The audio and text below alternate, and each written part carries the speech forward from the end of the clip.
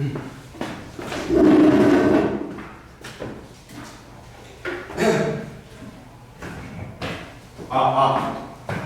목소리 들리시죠? 근데 이렇게 이 약간 좀 멀어서 그런 거네. 상관없겠지? 자, 시작할까요? 선생님 저 요새 뭐하러 만나서 아마 갖다 주실 거예요. 까먹진 않지 않았을까요? 설마? 근데 아마 다른 분께서 뭐 출력 중에 있으셔가지고 그래서 아마 갖다 주시지 않을까 생각합니다. 좀만 기다려주세요.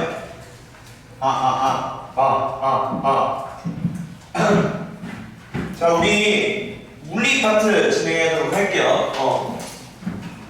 몇 동안 잘 지내나요?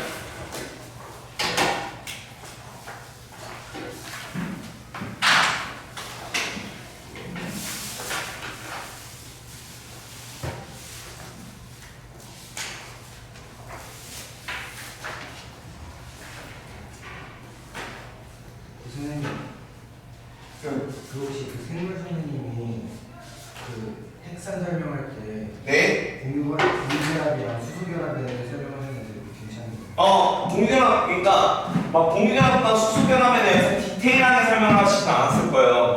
공유결합 이런 이런 것이고. 근데 얘네끼리 공유결합하고 얘네끼리는 수소결합한다 라고 아마 얘기하셨을 거고, 저도 그 정도 선에서 얘기를 드릴 겁니다. 그래서 공유결합에 대해서 엄청 디테일하게 뭐 여기 있는 전자가 주고 여기 있는 전자가 주고 뭐 이런 식으로 얘기하진 않았을 거거든요. 그래서 그냥 이건 공유결합이고 얘네들의 결합은 공유결합이고 얘네들의 결합은 수소결합이야, 이 정도 선에서 아마 얘기하셨을 것 같아요. 그 정도는 저도 얘기를 할 거라서 상관없을 것 같습니다.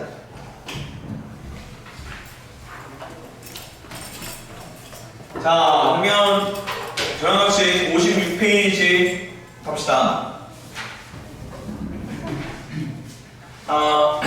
물리 파트 진행하도록 할게요. 저번 주에 제가 녹화를 했는데 녹화 상태가 너무 불량해가지고 막 글씨도 다 깨지고 안 보여가지고 저번 주 거 영상 아마 못 올 것 같고 이번 주부터는 좀 제대로 되지 않을까 해서 미리 테스트를 해봤는데 한번 해봅시다. 자, 우리 물리 파트 56페이지 물체 운동 갑시다. 자, 질량의 기호는 우리가 mass라고 하는 영어 단어에서 m자를 따서 질량이 되는 거고요. 기본 단위는 킬로그램이 되겠습니다. 다음에 거리는 s를 보통 많이 씁니다. s. 그리고 기본 단위는 미터가 되겠고요. 시간의 단위는 세컨드, 초가 되겠습니다. 됐죠? 접두사, 이거는 뭐 굳이 여러분들이 사용하실 일이 많이 없어서 넘어가고요. 우리 이동거리와 건이부터 시작을 해볼까요? 자, 이동거리와 건이 봅시다. 자, 이동거리라는 것은 실제 이동거리를 얘기합니다. 실제 이동거리가 되고요. 변이라는 것은 위치 변화량이라고 보시면 됩니다. 위치 변화. 오케이. 자, 그럼 만약에 내가 예를 들어볼게. 자, 효준이가 동쪽으로 50m를 이동을 했어. 근데 서쪽으로 20m를 다시 이동을 해서 얘가 딱 원래 자기가 원하는 목표에 자리했어. 오케이? 라고 쳐봅시다. 효준이가 동쪽으로 50m, 서쪽으로 20m만큼 와가지고 자기가 원하던 위치에 섰다 라고 한번 가정을 해볼게. 그렇게 되면 실제 이동거리는 지금 몇 미터 이동했죠? 라고 하면 그렇죠. 70m 이동했어요. 그렇죠? 그래서 얘는 70m를 이동했습니다. 위치 변화량은 뭐예요? 라고 해봤을 때, 자, 처음 위치와 나중 위치의 차이라고 보시면 될 것 같거든요. 위치 변화량이라는 거는 나중 위치에서 처음 위치를 빼면 될 것 같거든요. 나중 위치에서 처음 위치를 빼면 될 것 같은데, 당연히 동쪽으로 몇 미터만큼 가 있는 거죠? 30m 가 있는 거죠? 그래서 얘는 동쪽으로 30m만큼 가 있는 것이다 라고 하는 거예요. 근데 우리가 국제적으로 물리에서 오른쪽은 플러스 단위, 오른쪽은 플러스 값을 갖고 왼쪽은 마이너스를 적어준다라는 것이 국제적 약속이거든요. 그러니까 어떤 덧셈 뺄셈의 개념으로 해서 플러스 마이너스를 붙여주는 게 아니라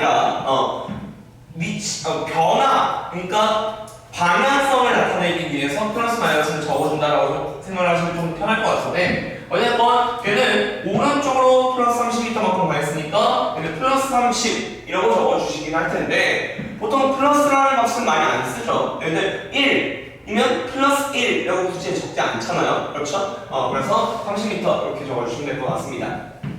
제 말의 뉘앙스에서도 여러분들이 느끼셨겠지만 변위라는 거는 결국 뭘 포함하게 되어 있냐면 방향성을 포함하게 되어 있어요. 변위라는 거는 방향성을 포함하게 되어 있습니다. 그런 거에 비해서 얘들아 이동거리라고 하는 실제 이동거리는 방향성이 포함되지 않아요. 방향성이 포함되지 않습니다. 그렇게 되자면 볼까요? 우리 나중에 너희들이 뭐 벡터라는 거를 고3 때 기하학 때 배우겠지만 얘는 방향성이 포함되지 않은 그냥 실제 절대값이라고 부르는 것이기 때문에 그걸 우리는 뭐라고 부르냐면 보통 벡터값이라고 부르고요. 벡터값. 그리고 방향성이 포함되는 벡터값이래요. 스칼라값이라고 부르고요. 죄송합니다. 스칼라값이라고 부르고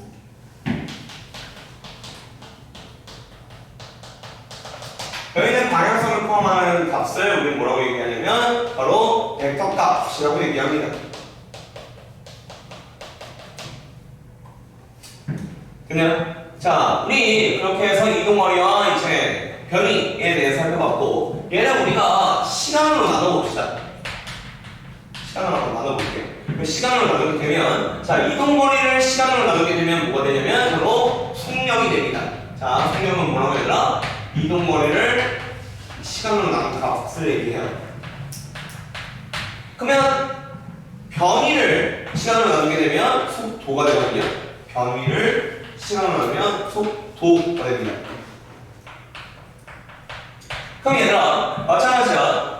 속력이라는 거는 뭐야? 방향성이 없었잖아. 그 방향성이 없는 값을 시간으로 나눠준 것이기 때문에 얘 또한 뭐라고 보시는 거야? 당연히 스칼라값이라고 보는 거고요. 당연히 속도는 방향성을 포함하는 애를 시간으로 나눈 것이기 때문에 벡터값이라고 볼 수가 있는 거예요. 여기까지 콜? 자, 그러면 만약에 표준이가 이렇게 이동한 게 뭐 5초 동안 이동을 했다고 칩시다. 5초. 오케이? 그러면 5초 동안 이동을 했었을 때 5초 동안 벌어진 일이라고 쳐봤을 때 자, 표준이의 속력은 어떻게 되니? 라고 얘기를 해보면 당연히 저 70m를 뭐로 나눈 거예요? 5로 나눈 거죠. 그러니까 14m/s가 될 겁니다. 14m/s가 되겠죠. 오케이? 맞죠? 그 다음에 우리 속도는 어떻게 되니? 라고 물어봤을 때는 저 30m를 5로 나눈 거니까 6m/s가 될 겁니다. 여기까지 콜? 그렇게 해서 우리가 속도와 속력이 확실하게 다른 값이다 라는 것을 알 수가 있고요. 역시나 뭐 속도, 벡터 값이라는 것은 방향성을 포함한다 라고 보시면 될 것 같습니다. 자, 요거를 다시 한번 우리가 시간으로 나눠봅시다 라고 해봤을 때 자, 속력을 시간으로 나누게 되면 가속력이 되고요. 속도를 시간으로 나누게 되면 가속도가 됩니다. 근데 가속력이라는 말은 잘 안 써요. 잘 안 쓰는 단어라서 우리 물리 원까지 따졌을 때 가속력이라는 말을 잘 안 쓰거든요. 가속도라는 말은 아주 매우 자주 쓰지만 가속력이라는 말을 잘 안 쓰기 때문에 뭐 어찌됐건 가속력이나 가속도나 결국 뭐라고 보시면 되냐면 속도 변화량을 시간으로 나눈 것이라고 보시면 됩니다. 다시 한번 뭐라고? 속도 변화량을 속력 변화량을 시간으로 나눈 것이라고 보시면 되고요. 가속도는 속도 변화량을 시간으로 나눈 것이라고 보시면 됩니다.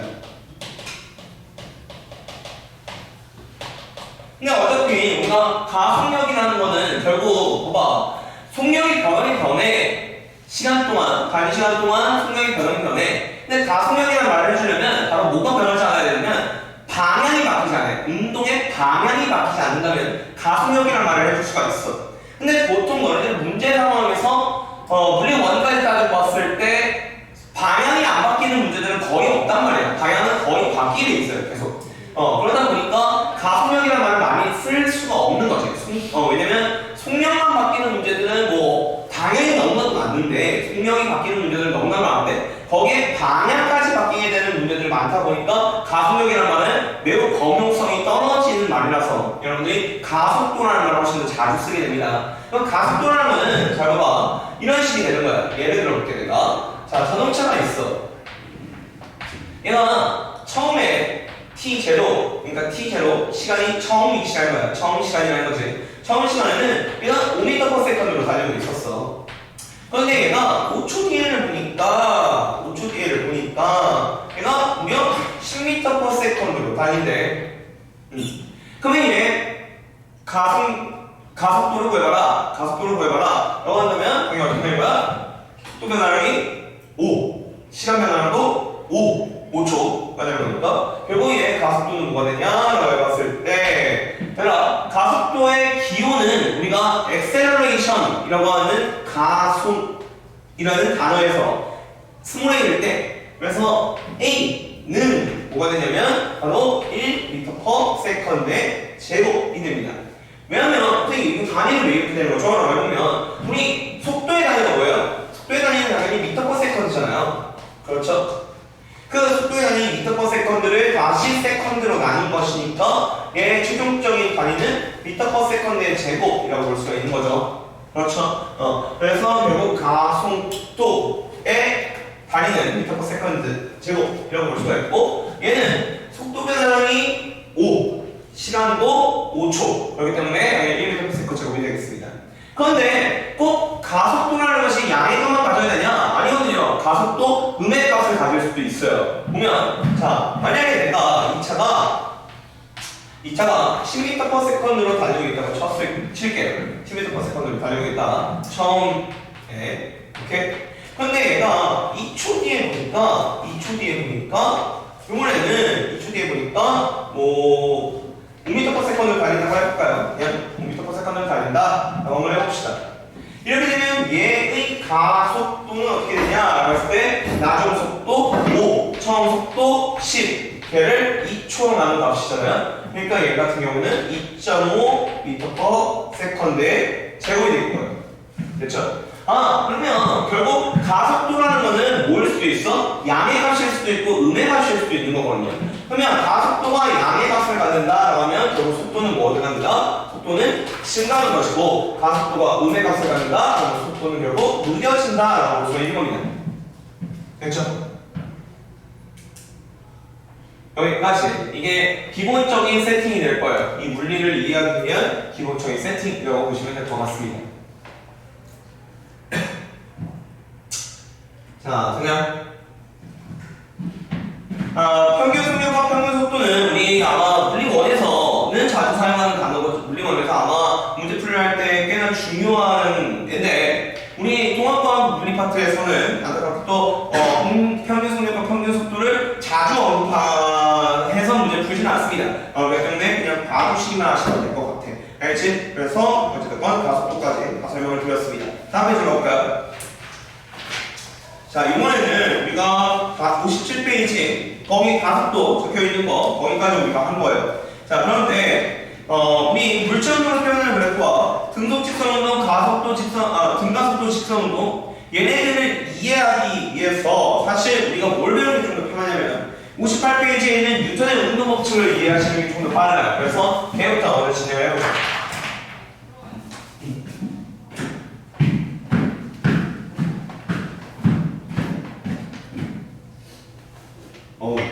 더운데?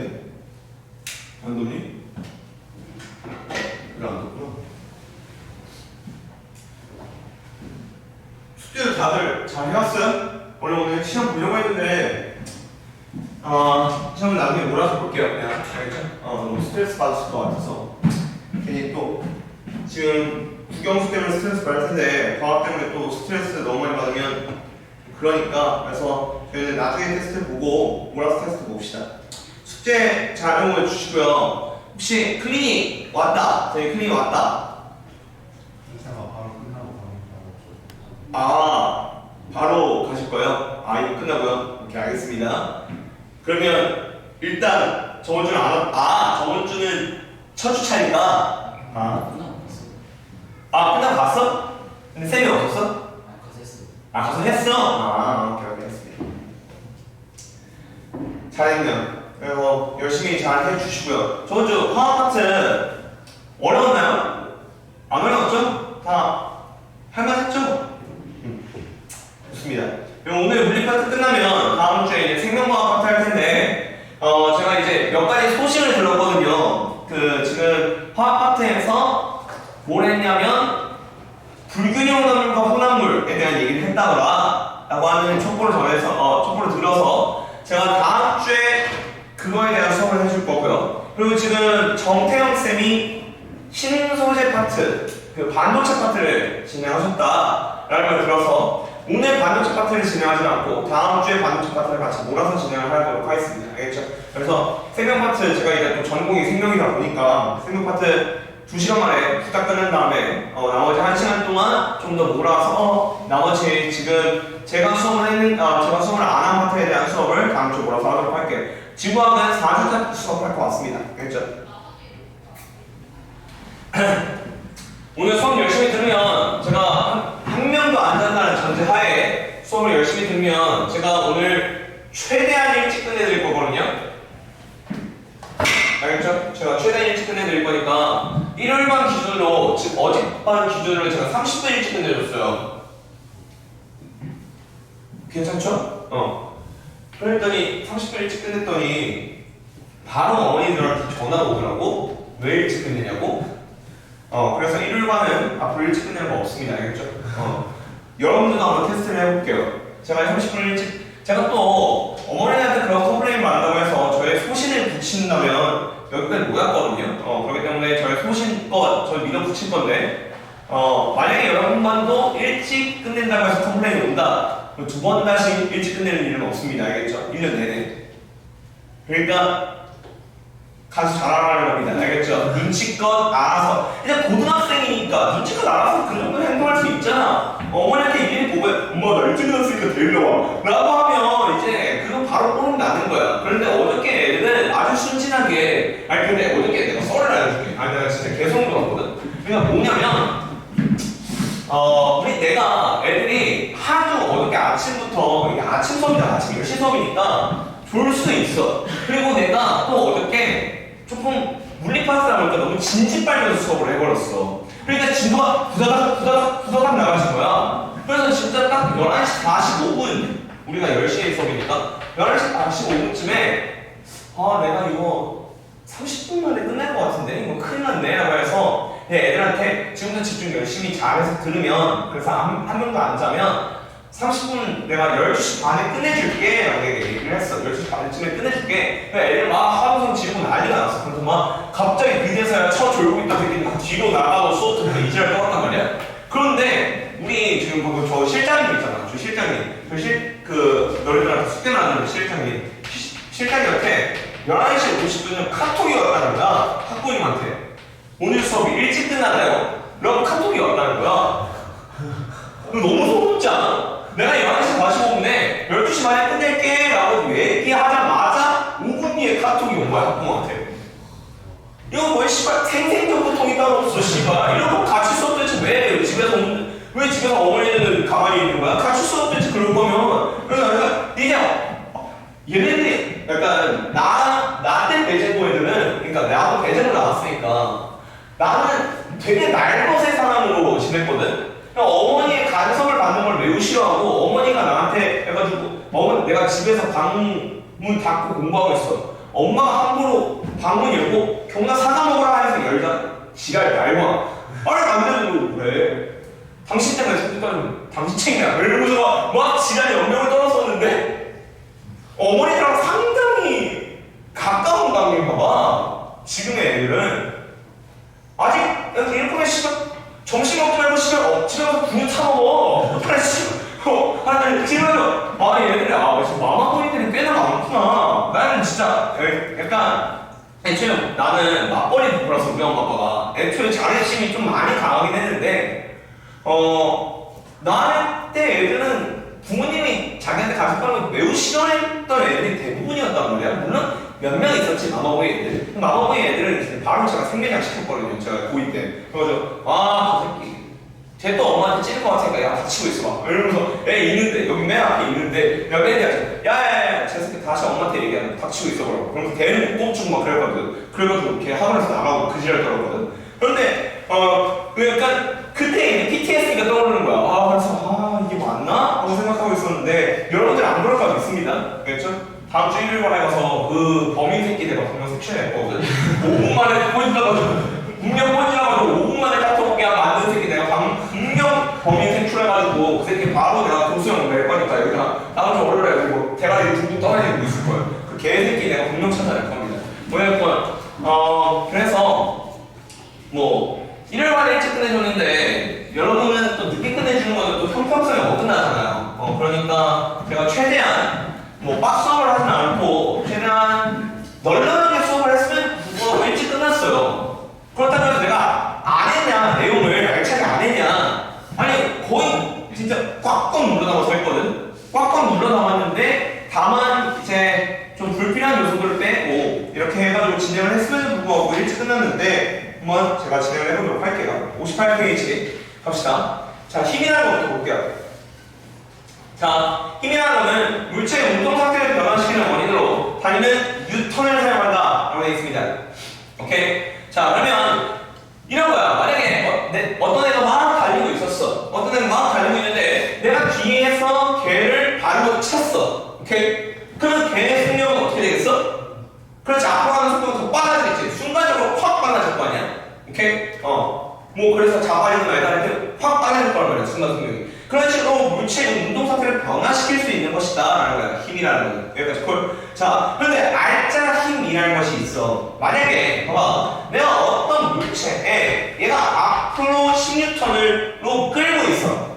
만약에 뭐 효준이가 이걸 10N만큼 끌고 있다고 쳐. 근데 우리 은실이가 뒤에서 얘를 5N을 끌고 있는 거야. 오케이? 그럼 뭐야? 결국 얘한테 작용하는 항력, 즉 알짜리는 뭐야? 효준이 쪽으로 몇 뉴턴이야? 5N만큼 끌고 있는 거라고. 그거를 우리는 뭐라고 부르는 거야? 알짜 힘이라고 부르는 거야. 만약에 이쪽에 힘이 없어. 이쪽에 힘이 없다면 당연히 얘 알짜 힘은 10N이 되는 것이겠지. 오케이? 근데 여러 가지 힘이 작용하게 된다면 그만큼의 값을 빼고 최종적으로 계산을 해줘야 되는 게 알짜 힘, 함력이라고 부르는 거야. 오케이? 뭐 그런 얘기니까 뭐 그렇게 뭐 중요한 내용까지는 아닐 것 같아요. 자, 그러면 뉴턴 운동 법칙 제1법칙 관성의 법칙 갑시다.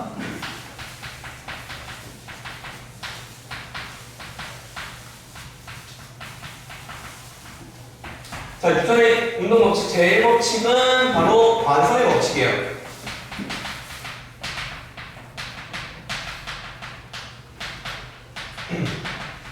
자, 관성의 법칙은 뭐냐면 관성이라는 단어의 정의에 대해서 좀 알아볼 필요가 있어요. 관성이라는 것은 내 현재 상태를 유지하려고 하는 성질을 관성이라고 합니다. 다시 한번 뭐라고 해야 되나? 내 현재 상태를 유지하려고 하는 성질. 현재 상태를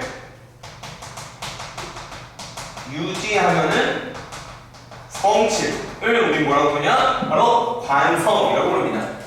너희들이 아침에 일어나기가 힘들어요. 그럼 더 자고 싶지, 계속 자고 싶지, 학교 제일 끼고 계속 자고 싶단 말이야. 뭐 때문에 그런 거야? 바로 관성 때문에 그런 거야. 내 지금 잠자는 그 상태를 유지하기 위해서 계속 그러는 거란 말이야. 오케이? 라고 보시면 돼. 오케이? 관성의 법칙이라는 것은 현재 상태를 유지하려고 성질인데, 자, 현재 상태에는 두 가지가 있어. 바로 운동을 계속하려고 하는 운동 관성이라는 것이 있고, 지금 내가 지금 움직이고 있어. 그러면 계속해서 움직이려고 한다라는 거고, 내가 지금 정지해 있어. 그러면 내가 계속해서 정지해 있으려고 한다라는 정지 관성인 거지. 이거에 대한 예시를 지금 한번 살펴볼까? 자, 가장 많이 듣는 예시가 바로 버스의 급출발과 급정거야.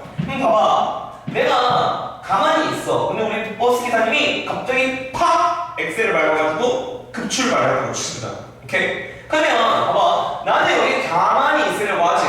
근데 급출발을 해버렸어. 버스가. 그럼 나의 발은 버스랑 붙어있으니까 버스는 앞으로 가버려요. 근데 나는 지금 현재 여기에 머물려고 하는데 내 발은 이쪽으로 이렇게 앞으로 쏠리는 거잖아. 그래서 어떻게 돼? 나는 몸이 뒤로 간다 이거야. 무슨 소리인지 알겠어? 왜냐면 나는 저기에 있으려고 하니까 여기 있으려고 하는데 발이랑 버스랑 붙어있으니까 있으니까 발이 앞으로 가버린다고. 그러니까 나는 뒤쪽으로 쏠린다라는 것이 바로 정지관성이 될 거야. 오케이? 그럼 운동관성은 뭐겠어? 그러면 계속해서 내가 운동을 하고 있어. 즉 버스를 타고 앞으로 가고 있어. 앞으로 가고 있는데 버스가 팡 하고 멈춰버린 거야. 그러면 나는 앞으로 가려고 하지. 그런데 발이랑 붙어있는 버스가 멈춰버렸으니까 발은 가만히 있잖아. 그렇지? 그러니까 어떻게 돼? 나는 몸이 앞으로 쏠린다 이거야. 오케이? 그걸 우리는 운동관성이라고 불러. 자, 후추통 봐봐. 후추통을 내가 탁탁 타놔가지고 후추가 나오잖아. 그렇지? 내가 이렇게 탁 타놨어. 오케이? 그럼 후추는 계속 앞으로 가려고 할 거 아니야? 근데 나는 통을 여기서 멈췄지. 그러니까 구멍 사이로 후추가 슉 하고 나오는 거를 바로 그 걔도 관성의 법칙을 이용한 거야. 이게 무슨 관성일까 당연히? 후추는 계속 앞으로 운동하려고 하는 것이니까 운동관성의 예시가 되는 거야. 오케이? 그런 식으로 너네들이 정지관성인지 운동관성인지에 대한 판단만 할 수 있으면 이 파트는 끝나. 아, 얘 정지한 상태를 유지하려고 하는 성질이구나. 아니야, 얘 운동한 상태를 유지하려고 하는 성질이야. 그래서 정지관성인지 운동관성인지만 딱 나눠주시면 여러분들 이 파트는 끝날 것 같습니다. 그게 관성의 법칙이에요. 알겠죠? 자, 제 2법칙으로 갑시다. 혹시 정태형 쌤 들어온다. 지금 정태형 쌤 수업 못 하고 계세요? 변이 오늘 했어요? 오, 꽤나 빨리 나오네요? 웬일을 이런 건? 혹시 물리 파트 거의 신소재 파트 하신 거예요? 아니면 반도체만 하셨어요? 신소재 저는 거의 설명 안 해주시고. 아, 그게 뭐 종특이에요. 뭐 상관없어요. 정태형 쌤 물리 저 때도 저 2학년 때 정태형 쌤, 근데 정태형 쌤 좀 미안한 감정이 있어. 내가 왜냐면 정태형 쌤이 내 2학년 때 물리쌤이었어요. 그런데 어쩌다 보니까 나는 원래 이렇게 공교육을 혐오하는 사람이거든. 왜냐면 우리 엄마 아빠가 고등학교 선생님이기 때문에 전 우리 엄마 아빠 별로 안 좋아요. 그래가지고 공교육을 별로 안 좋아하는 편이야. 내가 사교육에 온 거 우리 엄마 아빠가 참 살기 싫어가지고 내가 사교육을 온 거거든. 원래 공교육 가야 되는데. 근데 이제 내가 어쩌다 보니까 맨 앞에 매점을 받았어. 씨발 X답게 말이야. 그래서 내가 맨 앞에 있는데 와, 이 새끼 물리, 와, 도저히 씨발 들을게 못 되겠는 거야. 너무 졸린 거야. 근데 내가 이제 무의식적으로 잤어. 근데 내가 어떻게 하고 있었냐면, 이렇게 만약에 선생님 교탁이 이렇게 있다. 라고 치면, 내가 여기 앉아있어, 이렇게. 선생님 교탁이 여기 있고, 이거 바로 마치 이렇게 붙어있을 거 아니야? 근데 내가 정신을 딱 일어나 보니까, 진짜 이렇게 몸을 이렇게 튼 채로 여기다 다리 뻗어서 이렇게 잡는 거야, 대자로. 맨 앞에서. 그러니까 너무 미안한 거야, 쌤한테. 그래가지고, 안 되겠다. 이거는 정자세로 자야 되겠다. 해가지고 그냥 다시 이러고 잤어. 그러고 쌤과. 그러니까, 너무 죄송해요. 이건 너무 건방지게 잤잖아. 이렇게 다리 뻗고 이렇게 잡는 거는. 그래서, 너무 죄송스러웠던 기억이 있다. 그런데 어떻게 수업을 못 들어주겠는 거야. 그럼 수업을 잘하는 거야. 그게 맞지. 그게 맞지 않냐. 그럼 어찌됐건, 그래서 정태형 쌤, 근데 우리 때는 진짜 수업 못했어. 진짜 오질나게 못했어. 오질나게. 그래서 반도체만 하셨다고요? 이게 신소재까지 다 하셨다고요? 신소재까지 다 했어요? 초전도체. 그러니까 반도체와 초전도체, 그 다음에 뭐 탄소나노 튜브, 그래핀 이런 것까지 했어요? 했다고 했으니까 네 할게요. 알겠죠? 오케이 맞습니다. 그리고 화학은 누구 들어오세요? 김경남 쌤. 오케이. 보니까 김경남 쌤이 PPT를 작년에 화학을 담당하시던 송인준 쌤 PPT를 그대로 사용하시더라고요. 어떤 애가 그 PPT를 찍어서 올렸어. 선생님, 그러니까 나한테 선생님이 이거 수업하셨어요. 라고 해서 나한테 보내줬는데 그 PPT가 딱 봐도 익숙한 얼굴인 거야. 작년 PPT를 그대로 사용하고 계시더라고. PPT로 계속 수업하셔? 아니면 본인도 계속 다른 거 거기다 추가로 필기를 계속 하셔? 계속 하세요. 그냥 아니라 뛰어넘는 정도 옆에 쓰는 거 따르고. 그럼 PPT의 내용이 중된 내용이에요? 팀 모았어요. 그냥. 그렇군요. 어쨌든 작년 PPT는 그대로 사용하고 계시더라고요. 보니까 그 스물째 파트 거기 원래 통합방에 안 나오는 파트예요. 그거 화원 파트예요. 화원 파트. 근데 화원 파트를 죽어도 안 되시겠다고 하셨다며 원래는. 근데 송인준 쌤이 지금 과탐실에 들어가요. 과탐실을 쓰는 거. 그렇지. 쌤이 같이 내지 않을까요? 야 설마. 뭐 마법만 하면 그렇지. 그러니까 그러면 본인이 들어오지 못하는 씨발. 김경란 쌤. 왜냐면 어쨌든 지금 송인준 쌤의 유산을 사용하고 계시더라. 지금 현재. 그러니까 고인을 기리기 위해서 같이 수업하고 있는 건지 모르겠는데 일단 김경란 쌤이 송인준 쌤의 PPT를 그대로 사용하고 계시더라고. 화학 같은 어디까지 나왔어? 그 시험 보고 그게 안 받았어요. 아 그래요? 그러면 오주기까지 그 시험 보는 거 시험 보고 다 통과했어요? 5주기까지? 통과했어요? 보니까 못 통과, 제시까지 못 통과를 7주기까지 외운 다음에 다시 시험 보기로 했다며. 아이고야. 선생님 피곤해가지고 다 해보세요. 요새 아프다고. 진짜 귀찮은 거지. 어쨌건 5주기까지 그러면 그냥 맹목적으로 막 쓰기만 하면 돼요? 원소지 교육까지 했어요. 원소지 아니 교육. 그런데 왜 외우는 거야? 그 쓸데없는 거를? 원래 친추 약간 디아고스 들어오면 오주기 아이오딘 때문에 아이오딘을 알아내니까 오주기까지 외워라 약간 이런. 그럼 아이오딘만 외우면 되는 물론 너한테 따지는 건 아니야. 내가 알겠지? 미안하다. 어쨌건 알겠습니다. 자, 다섯 배 법칙 갑시다. 다섯 배 법칙. 자, 다섯 배 법칙이라는 거는 이런 거야. 가속도라는 거는 액셀러레이션 A는 뭐에 비례하고 바로 힘에 비례하고 질량에는 반비례한다 라는 거거든. 오케이? 내가 이렇게 되는 거야.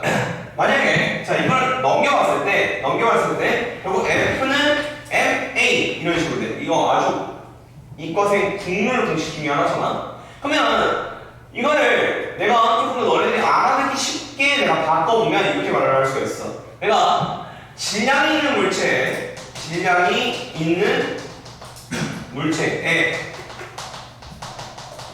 힘을 가하면 가속도가 생긴다 라고 얘기해 보시면 됩니다. 질량 있는 물체에 힘을 가하면 가속도가 생긴다 라는 것이 결국 저 공식에서 말하는 너네들이 딱 이해하기 좋게끔 얘기하자면 저렇게 얘기를 할 수가 있어. 질량 있는 물체에 힘을 가하면 가속도가 생긴다. 자, 그런데 질량이 반비례하거든. 봐봐. 똑같은 힘을 준다고 생각을 해봐. 내가 칼이나를 10N을 밀었어. 그런데 풍자를 무슨 말이겠지? 풍자를 10N을 밀었어. 그러면 당연히 칼이나는 우악 하면서 가겠지만 풍자는 이러면서 갈 거란 말이야. 왜냐면 얘는 무게가 많이 나가고 얘는 무게가 적게 나가니까 그만큼 얘는 가속도가 어떻게 될 거야? 많이 붙고 얘는 가속도가 그만큼 덜 생기니까 조금 밀려난다라는 거야. 뭔지 알겠어? 물론 풍자씨가 덜 나갈 수도 있지만 일단 외관 사람으로는 풍자씨가 더 많이 나갈 것 같으니까 알겠지? 그래서 카리나씨는 더 멀리 나가고 풍자씨는 조금밖에 안 나간다. 왜냐면 무게의 차이기 때문에. 오케이? 그렇게 보시면 될 것 같습니다. 그러면 자 봐봐. 또 예시를 들어볼까? 내가 만약에 이렇게 봅시다. 이렇게 물체가 이렇게 운동하고 있었어. 이게 운동 방향이야. 운동 방향이 이렇게 돼 있는데 내가 뒤에서 이렇게 밀었단 말이야. 이걸 힘을 앞에 방향으로 줬어. 즉 힘의 방향과 뭐가 똑같아? 운동 방향이 똑같아. 라고 얘기를 해보면 되고 운동 방향이 똑같아. 힘의 방향과 운동 방향이 똑같아. 그러면 당연히 얘는 어떻게 되냐? 속도가 빨라지겠지. 그렇지? 그럼 가속도는 얘를 뭐의 값을 받아? 양의 값을 받을 거야. 오케이? 그런데 만약에 물체가 이렇게 운동을 하고 있는데 내가 얘를 뒤로 잡아당겼어. 힘을 뒤로 줬어. 그럼 얘는 힘의 방향과 운동 방향이 얘랑 어떻게 돼? 정반대가 된단 말이야. 힘의 방향과 운동 방향이 정반대야. 힘의 방향과 운동 방향이 정반대니까 얘는 당연히 가속도가 어떻게 될 것이다? 가속도가 음의 값을 가질 것이다 라는 얘기. 즉 속도가 느려진다 라는 거죠. 누군지 알겠죠? 오케이? 여기까지가 가속도의 법칙입니다.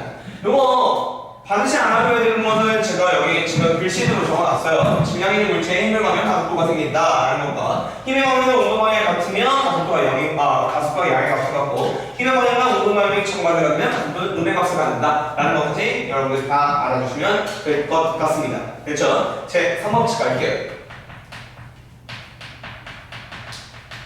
제 3법칙은 작용반작용 법칙이거든요.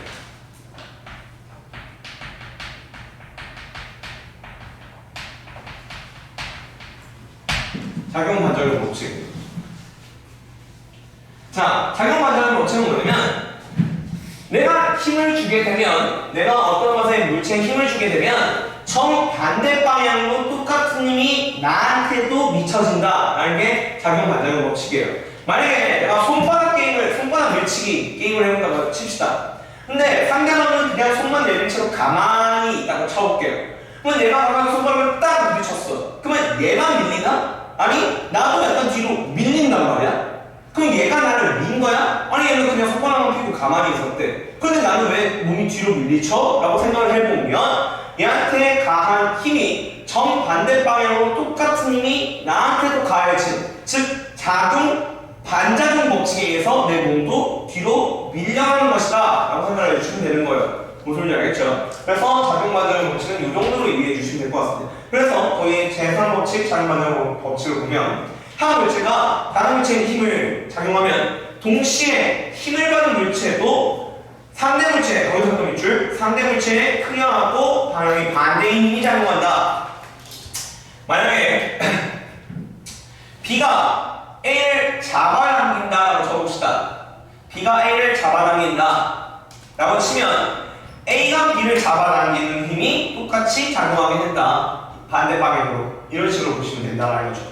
여기까지가 제3법칙까지입니다. 뉴턴 운동법칙 제3법칙까지. 그래서 예를 들면 작용반작용 법칙의 예시가 뭐냐면 바로 얘들아 포를 쏘게 되면 또는 총을 쏘게 되면 너희들 지금 군대 갈 거니까 그러면 총을 쏘게 되면 총이 반동이 생겨서 뒤로 딱 하면서 밀리죠.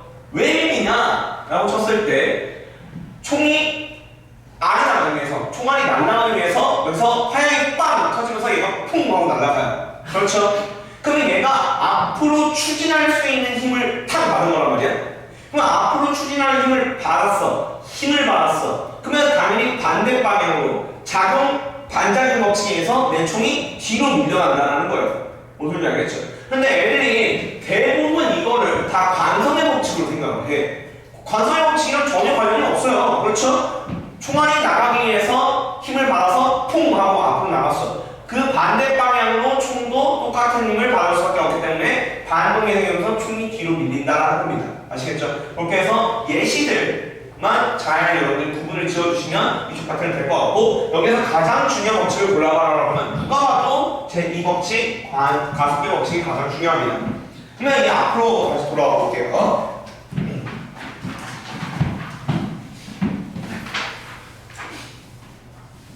너네들도 미평쌤 수업 듣니? 그러면 너네들은 전예은 쌤파야? 그 이유리 쌤파야? 너는 전예은 쌤? 혹시 미평쌤 다녀? 전예은 쌤이 더 좋아? 아니면 이유리 쌤이 더 좋아? 이유리 쌤이 더 좋아? 이게 갈린, 난 이유리 쌤은 못 봤어. 한 번도 못 봤거든? 그런데 이게 민평쌤의 인기가 많은 비결 중에 하나다라는 소리를 내가 들었거든. 민평쌤 뭐 수업 물론 잘하긴 하지만 민평쌤 때문에 다니는 게 50, 한 60 정도를 차지한다고 치면 이율쌤과 전예은쌤 때문에 다니는 거의 40에서 50 정도를 차지한다. 근데 차라리 그런 선생님들은 데뷔했으면 좋겠다라고 하는 애들이 이제 1월 만에 있더라고 보니까. 맞아? 민평쌤 때문에 다니는 거야? 아니면 그 쌤들을 보기 위해서 다니는 거야? 두 가지. 두 마리의 토끼를 다 잡은 수업이다. 그럼 절대 그 부분이 없다고 볼 수는 없구나 또. 근데 그 쌤들이랑 붙일 일 많아? 팀티칭을 팀티칭? 가서 뭘 알려주는데? 복습하고 배제고 기출. 그러면 민평쌤 수업 외에도 무조건 그거를 꼭 참석해가지고 해야 될 거야? 예은쌤은 필창은 아니에요. 예은쌤까지 필참이 아닌데 거의 필참 수준인 거는데 참여하는구나. 그러면 혹시 민프랑쌤 수업 안 가고 전예쌤 수업만 가려고 했어? 그러진 않겠지. 아, 너네들은 일단 안 그렇다. 그런데 있는 애도 있을 수 있다는 거네, 결국. 수도 있겠지. 아, 그럼 민프랑쌤 수업은 참여해서 자바티하고 전예쌤 수업만 가는 경우도 내가 봤을 때 분명히 있을 것 같은데, 이런 경향성이라면. 그러면 민프랑쌤은 어차피 씨발 자료만 있으면 되지. 선생님 자료 받을게요 한 다음에 은근슬쩍 뒤쪽으로 이렇게 뒤쪽으로 나간 다음에 룰루랑 PC방 간 다음에 그 다음에 전예쌤 팀티칭만 오는 그런 경우도 분명히 있을 수 있겠네. 그러면 이유미 쌤은 뭘 하는 거야? 그 클리닉이랑 팀티칭이 달라? 클리닉은 뭐예요? 워크북을 풀어? 그럼 질문하고? 그러면 팀티칭 때는 질문 안 해? 그냥 그 쌤은 그냥 오로지 수업만 하는 거야? 끝나고 질문을 끝나고 질문하면 되겠구나. 오케이. 아니, 그래서 난 전희연 쌤이 그 정도로 인기가 많은지, 왜 인기가 많은지 약간 난 모르겠는 거야. 내가 봤어. 전희연 쌤이 누군지 봤거든? 못 살아가겠구나. 대조군이 없다. 그러니까. 근데 이유리 쌤이라는 사람이 있잖아. 그럼 그렇죠. 너는 이유리파야? 전희연파야? 이유리 쌤이 더 좋아? 아니, 이유리 쌤이 점점 더 궁금해지네. 도대체 어떻게 생겨온 건지? 근데 나는 전희연 쌤은 확실히 아니야. 전희연 쌤은 예쁜지 잘 모르겠어. 그냥 전희연 쌤, 인스타에 놀리네. 인스타 키면 그냥 닮네. 그냥 닮았는데? 그러니까 이런 느낌. 딱 봐도. 근데 배제고 강사들 중에 그 정도 없어요. 배제고를 담당. 왜냐면 통합과학도 내가 가르치니까 그냥 조창나 있는 애고. 그리고 이제 나머지 국어는 미평쌤이고, 영어는 오영환 아니겠구나. 오픽 다닐 거 아니야. 오픽 다니지. 다이어트 끊었어요. 오픽 다닐 끊었어? 영어 안 다녀? 오픽은 이 오픽 잘 민심이 이렇구나. 나 오픽 다닌다. 아무도 없어? 이럴 수가 없는데. 오픽 내가 작년부터 그 새끼 건방지게 할 때부터 알았어, 씨발. 저 새끼 그러면 작년부터 선생님 조만간이겠구나. 저 새끼 그러고 있었는데 역시나. 왜냐면 작년에 상위권 애들이 저한테 이제 2학년에 상위권 애들이 좀 많아요. 원래 전통적으로 항상 2학년 상위권은 제가 다 데리고 있었기 때문에 그 생명과학으로 봤을 때. 근데 이제 상위권 애들이 들고 일어난 농민 동기를 일으켰다는 거야. 그래서 왜 그랬는데? 라고 물어보니까 오영환 쌤이 되게 건방져졌대. 그래서 왜 건방지는데? 그러니까 답지를 안 준대. 그래가지고 답지를 안 주는 게 말이 돼? 라고 했는데 기출문제에 대한 번역 문제, 그러니까 기출문제에 대한 그냥 빈칸 뚫기 문제를 만들어놨는데 그 답지를 안 주고 본문을 찾아가서 답을 일일이 다 직접 맞추라고 했대. 그러면서 공부가 되니까.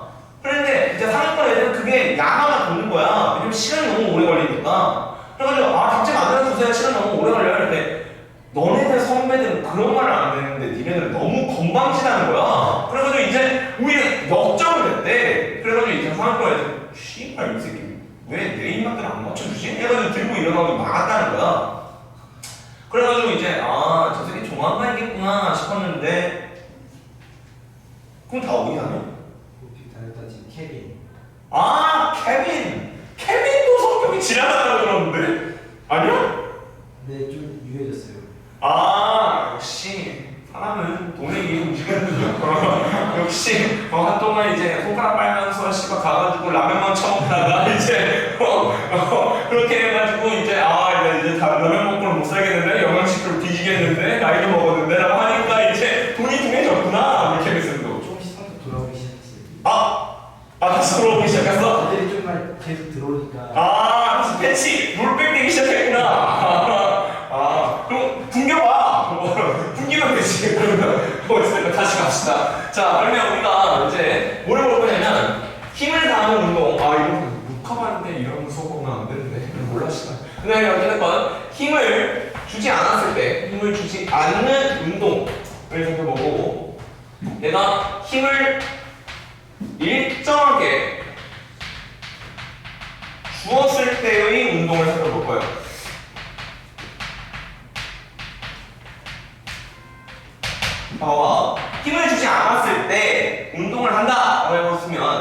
힘을 주지 않아.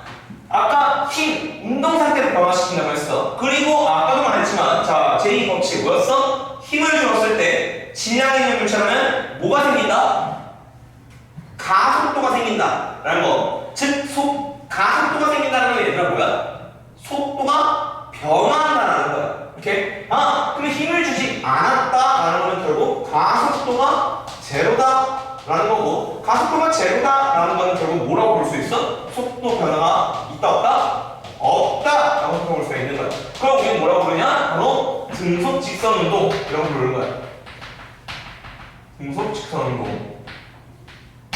선생님, 직선 운동이라는 게 뭐예요? 뭐냐면 직선은 올곧죠. 즉 방향이 바뀌지 않는다는 겁니다. 오케이? 등속 속도가 일정하다. 그리고 직선 운동 방향이 바뀌지 않는 운동이다 라고 하는 것이죠. 오케이? 그러면 힘을 일정하게 줘. 선생님, 힘을 다르게 줄 수도 있어요. 자, 5N 주다가 10N 주다가 이렇게 할 수도 있어요. 는 통합과에서 안 배워요. 우리는 오로지 힘을 일정하게 주고 있을 때만 배웁니다. 오케이? 자, 그럼 힘을 일정하게 줘. 힘을 일정하게 주면 당연히 어떻게 돼? 가속도가 생겨. 가속도가 있어. 가속도가 있다는 것은 결국 속도가 뭐한다? 변화한다는 겁니다. 그 속도가 변화하긴 하는데 봐봐, 힘을 일정하게 줘. 그러니까 가속도가 뭐해? 일정해 라고 하는 거지. 왜? F는 MA였잖아. 여기까지 콜? 너희들 어떤 애가 운동을 하는데 그런데 질량이 실시간으로 빠져. 그런 운동은 존재하지 않아. 그렇지? 그러면 질량은 일정하단 말이야. 계속해서 운동을 하는 와중에 질량은 일정하게 될 거야. 그러면 힘을 일정하게 준다면 당연히 뭐에 비례할 수밖에 없어? 가속도에 비례할 수밖에 없는 거거든. 오케이? 그러니까 얘가 일정하다면 당연히 가속도 또한 뭐 할 수밖에 없다? 일정하다라고 하는 것이지. 그렇게 되면 힘을 일정하게 준다? 그리고 가속도도 일정하다. 그럼 가속도가 일정하다면 속도 변화도 뭐한다? 속도 변화도 일정하다 라는 거야. 속도 변화도 일정하다.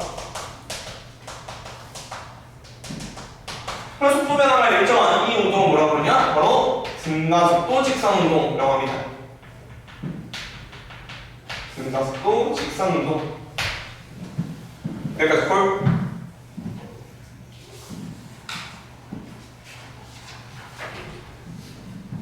자, 그래서 등속 직선 운동과 등가속도 직선 운동에 대해서 우리가 정의를 내렸고, 우리가 이거에 관련해서 이제 그래프가 나오는데 그 그래프를 조금 살펴보도록 해볼게요. 자, 등속 직선 운동부터 먼저 살펴봅시다. 자, 물리 그래프에서 이 등속 직선 운동과 등가속도 직선 운동에서는 총 3가지의 그래프가 나올 수가 있는데, X축은 시간축으로 일정하고 Y축이 가속도인 애와 Y축이 속도이네와 Y축이 자 속도니까 여기 Y축은 변비라고 보시면 됩니다. 오케이? 만약에 여기가 속력이 된다라고 하면 여기는 이동거리가 되겠죠. 오케이? 자 그래서 여기는 X축이 시간축, 여기도 X축이 시간축이 되겠습니다. 그럼 봐봐, 등속 직선 운동이래. 그 등속이니까 속도가 일정해. 속도가 일정하면 가속도가 있어 없어? 없어. 그럼 가속도가 없으니까 그래프가 이렇게 설정되겠네 라고 하면 큰일 납니다. 그렇죠? 얘 뭐예요?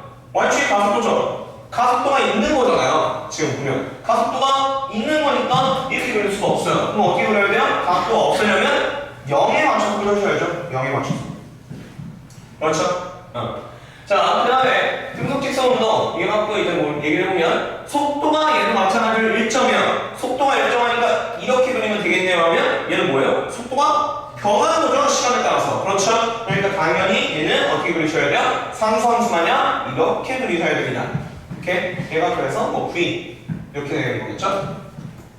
자, 그러면 변위라는 건 어떻게 되냐라고 봤을 때 변위 같은 경우에는 얘가 이렇게 쭉 증가하는 그래프가 나오겠습니다. 됐죠? 그래서 이렇게 보시면 되는데 우리 여기서 아예 정리를 해버릴게요. 자, 속도, 시간 속도 그래프에서 시간 속도 그래프가 매우 중요한데 이 시간 속도 그래프가 매우 중요한데 봐봐, 얘에서의 기울기를 봐볼게요. 일단 기울기. 시간 속도 그래프에서 기울기를 살펴보면 여기 기울기는 X축 변화량은 Y축 변화량으로 계산을 해줍니다. 맞나요? 그러면 X축 변화량은 결국 뭐예요? 시간 변화량이 되겠고요. Y축 변화량은 속도 변화량이 되겠어요. 그럼 속도 변화량을 시간 변화량으로 나누면 넓은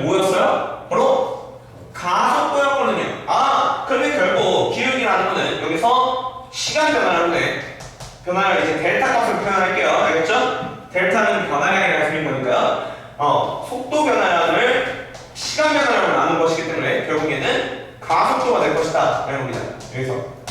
여기서의 기울기는 가속도가 될 것이다. 오케이. 그리고 여기서는 면적값을 또 알아볼 수가 있어요. 여기 면적값. 봐봐. 면적값은 결국 뭘 하게 될 거야? 우리가 시간에다가 뭘 곱해줄 거야? 속도를 곱해줄 거야. 여기까지만이. 그러면 시간에다가 속도를 곱하게 되면 뭐가 됩니까? 라고 봤을 때, 자, 시간에다 속도 곱하면 이거 뭐예요?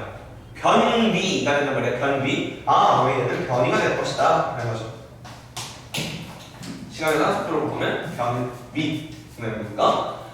그래서 결국 시간 속도 그래프에서 기울기는 가속도, 면적은 변비를 얘기한다 라는 거 알아두시면 될 것 같습니다. 됐죠? 아마 너네들이 만약에 그 수학 선행을 해가지고 미분과 적분을 배웠다면 얘를 미분치 그래프는 얘가 될 거고 얘를 적분치 그래프는 얘가 될 것이다 라는 것도 알아보실 수가 있고 얘를 미분치 그래프가 얘가 되고 얘를 적분치 그래프가 얘가 된다. 왜냐면 우리 기울기와 관련된 그래프 기울기가 관련된 개념이 결국 미분의 개념이고 면적에 관련된 개념이 바로 적분이거든요. 그런데 미분과 적분 여러분들이 아직 배우는 단계가 아니기 때문에 제가 미분과 적분에 대해서 상세하게 얘기하지는 않을게요. 그럼 어쨌든 기울기와 면적으로 그래서 얘기를 해드렸습니다. 자, 그러면 봐봐. 이 시간, 변이 시간 그래프에서는 이제 뭐가 출제가 될 수 있냐면 여기에서는 바로 기울기가 출제가 될 수 있어요. 여기에서 면적은 딱히 출제가 되지 않습니다. 왜냐면 면적은 아무런 의미가 없거든요. 여기서 기울기는 자 x축 변화량이 시간이고 y축 변화량이 변화량입니다. y축 변화량이 변비입니다. 변비. 그렇죠? 그러면 변비를 시간으로 나누는 것이기 때문에 당연히 어떻게 된다? 변비를 시간으로 나누게 되면 얘들아 이거 뭐가 되니? 라고 해봤을 때 속도가 되겠죠. 그러면 변이 시간 그래프에서의 기울기는 속도구나 라는 것도 또한 알 수가 있을 것 같습니다. 그냥 속도랑 속력은 같은 거예요? 속도랑 속력은 일단 같은 비슷한 개념이에요. 다만 만약에 운동할 때 운동 방향 자체가 안 바뀌어요. 그러면 속력과 속도가 똑같은 개념이 되는 거죠. 그런데 아까 효준이가 동쪽으로 50m 이동했는데 서쪽으로 20m만큼 다시 동쪽으로 50m 이동했는데 서쪽으로 20m만큼 이동을 해요. 즉 운동 방향이 바뀌어요. 이런 경우에는 속도랑 속력이 똑같은 개념이 아니겠죠. 그런데 만약에 효준이가 동쪽으로만 계속 이동한다. 그러면 속력과 속도는 같을 수밖에 없는 거죠. 그렇죠? 자, 등가속도 직선운동을 봅시다. 등가속도 직선운동. 그러면 등가속도 직선운동 역시나 마찬가지로 세 가지 그래프가 나올 것 같아요. 여기 세 가지 그래프가 나올 것 같아요. 자, y축 가속도, 여기 y축 속도, 여기 y축 변비 이런 거 해봅시다. 자, 등가속도는 어찌됐건 가속도가 존재해야 됩니다. 대신 그 가속도가 일정한 거니까 이렇게 여기 acceleration A가 해가지고 이렇게 일정한 그래프가 되겠죠. 오케이? 자, 시간속도 그래프 같은 경우에는 제가 어떻게 그릴 거냐면 이렇게 그려보도록 할게요. 이렇게 그려보도록 할게요. 그래서 처음 속도를 우리가 V0 그리고 T만큼 시간이 지났을 때는 나중 속도 V만큼이 됐다라고 한번 해봅시다. 오케이? 자, 우리 1차 함수를 아까도 얘기했지만 제가 여기에서 면적과 관련된 개념 즉 면적의 그래프는 얘가 되는 거고 얘의 기울기의 그래프는 얘가 되는 건데 여기서 면적에 관련된 개념이 바로 적분이라고 했죠. 그러면 어쨌든 여기서 1차 함수를 우리가 적분치게 되면 2차 함수가 나오거든요. 그래서 뭐 하여튼 이렇게 돼요. 오케이? 그러면 방금 내가 얼마 전에 바로 넘어갔잖아. 얘를 적분치면 얘야. 이렇게 넘어갔잖아. 그래서 너네들한테 적분이라는 얘기를 할 수가 없으니까 통합과학에서는 변이 시간 그래프가 등가속도 직선운동에서 잘 안 나와요. 그래서 보통 통합과학에서 등가속도 직선운동 그래프는 얘네 둘밖에 잘 안 나옵니다. 얘 갖고는 뭘 출제할 수가 없어. 얘가 기울기를 어떻게 계산시킬 건데. 오케이? 그래서 얘 그래프는 잘 안 나와. 오케이? 어쨌건 뭐 그런 개념이다라고 보시면 될 것 같아요. 그러면 다시 한번 볼게요. 자, 여기서 기울기를 살펴볼게요. 얘랑 기울기. 여기서 기울기는 acceleration 가속도 A야. 그러면 자, 얘 변화량을 살펴볼까? 얘 정의를 살펴볼게. 얘를 나타내볼게. 오케이? acceleration A는 가속도 A는 기울기 A는 시간 변화량 뭐니 0부터 t, 그러니까 t-0. t 초일 때의 속력은 v였고 0 초일 때의 속력은 v0. 오케이? 많이? 그렇게 되면 여기서 1번 공식이 나와. 분리해서의 1번 공식. 뭐라고 뭐냐면 v는 v0t, v0 플러스 at 라는 공식이 나와. 다른 학교는 이런 공식 안 해도 돼요. 그냥 그러면 이런 게 있어 하면서 퉁치고 넘어가도 되는데 너네 학교는 어쩔 수 없어. 여기에 이 공식을 싹 다 유도하고 그거를 우리가 좀 이따가 자유낙하 운동과 포물선 운동이랑 접목을 시켜서 거기서도 마찬가지로 공식을 다 유도해서 그걸 계산하는 문제들이 나오기 때문에 너네 학교는 다른 학교는 개념만 알아주면 돼. 근데 너네 학교는 그걸 공식화해서 문제를 푸는 계산형 문제들이 나오거든. 오케이, 물리 문제가. 그래서 어쩔 수 없이 이걸 싹 다 유도해서 제가 보여드릴 겁니다. 아시겠죠? 그래서 기울기와 관련된 개념에서 여기서 1번 공식이 나온다. 자, 그럼 면적 나온다. 자, 면적이라는 거는 아까 말했지만 변비라고 했어요. 그렇죠? 그럼 변이 S. 오케이, 아까 우리 거리의 기호를 S라고 주로 쓴다고 했잖아요. 그 S는 자, 물론 사다리꼴 형태로 구할 수도 있어요. 사다리꼴 공식을 통해서 우리가 구할 수 있긴 하지만 지금은 한번 그냥 단순하게 너희들이 이렇게 해서 나눠서 사각형의 넓이와 내가 삼각형의 넓이 이렇게 따로따로 한번 구해보도록 할게요. 오케이. 자, 사각형의 넓이는 어떻게 됩니까? 그러면 세로가 t고 그리고 가로가 t고 세로가 v0죠. 그러면은 v0 t입니다. 맞아요? 그 다음에 얘의 넓이는 요 넓이는 역시나 여기가 t고요. 가로의 넓이가 이만큼이 v-v0 맞나요? 그렇죠? 그러면 2분의 1 t v-v0 이렇게 됩니다. 그런데 이거 어디서 많이 봤거든요. v-v0 어디 봤어요? 우리 1번 공식에 딱 나와 있습니다. 1번 공식에 v-v0는 뭐야 얘들아? at야. 그렇지. 그러면 이게 at야. 그럼 얘의 최종적인 공식은 뭐가 되니? 그러면 v0 t 플러스 2분의 1 at 제곱이 됩니다. 오케이? 여기까지 콜. 이거 빨리 없애고. 자, 여기까지 콜. 우리 1번과 여기 2번 공식이에요. 이 면적 그래프가 1번과 2번을 우리가 정리해서 연립하면 3번 공식이 나오는데 3번 공식은 그냥 1번과 2번 짬뽕시켜서 그냥 정리만 시켜주면 되는 거거든요. 그래서 뭔 공식이 나오냐면 EAS는 3번 공식은 EAS는 V제곱 마이너스 V0 제곱이라는 공식이 나옵니다. EAS는 V제곱 마이너스 V0 제곱. 오케이? 그래서 여기는 딱 봐도 뭘 없이 구할 수 있어요? 시간이라고 하는 t를 몰라도 구할 수 있는 거니까 만약에 문제에서 시간이라는 것을 안 줬을 때 그런데 속력을 구하라 또는 가속도를 구하라 라는 말이 있으면 여기에다 대입해서 문제를 푸는 겁니다. 오케이? 그런데 지금 두 가지를 보여준 거거든요. 사실 물리문제 풀이에 두 가지 방안을 보여준 거예요. 누군가는 공식에다가 그냥 기계적으로 탁탁탁 넣고 툭툭툭 답을 구하는 것을 선호할 수도 있고 이거 공식은 머리 아파. 나는 차라리 문제 상황을 그래프화시켜서 도식화시켜서 문제를 풀래. 근데 어차피 기울기랑 면적이라는 것은 내가 알아서 잘 구할 수는 있잖아. 그렇지?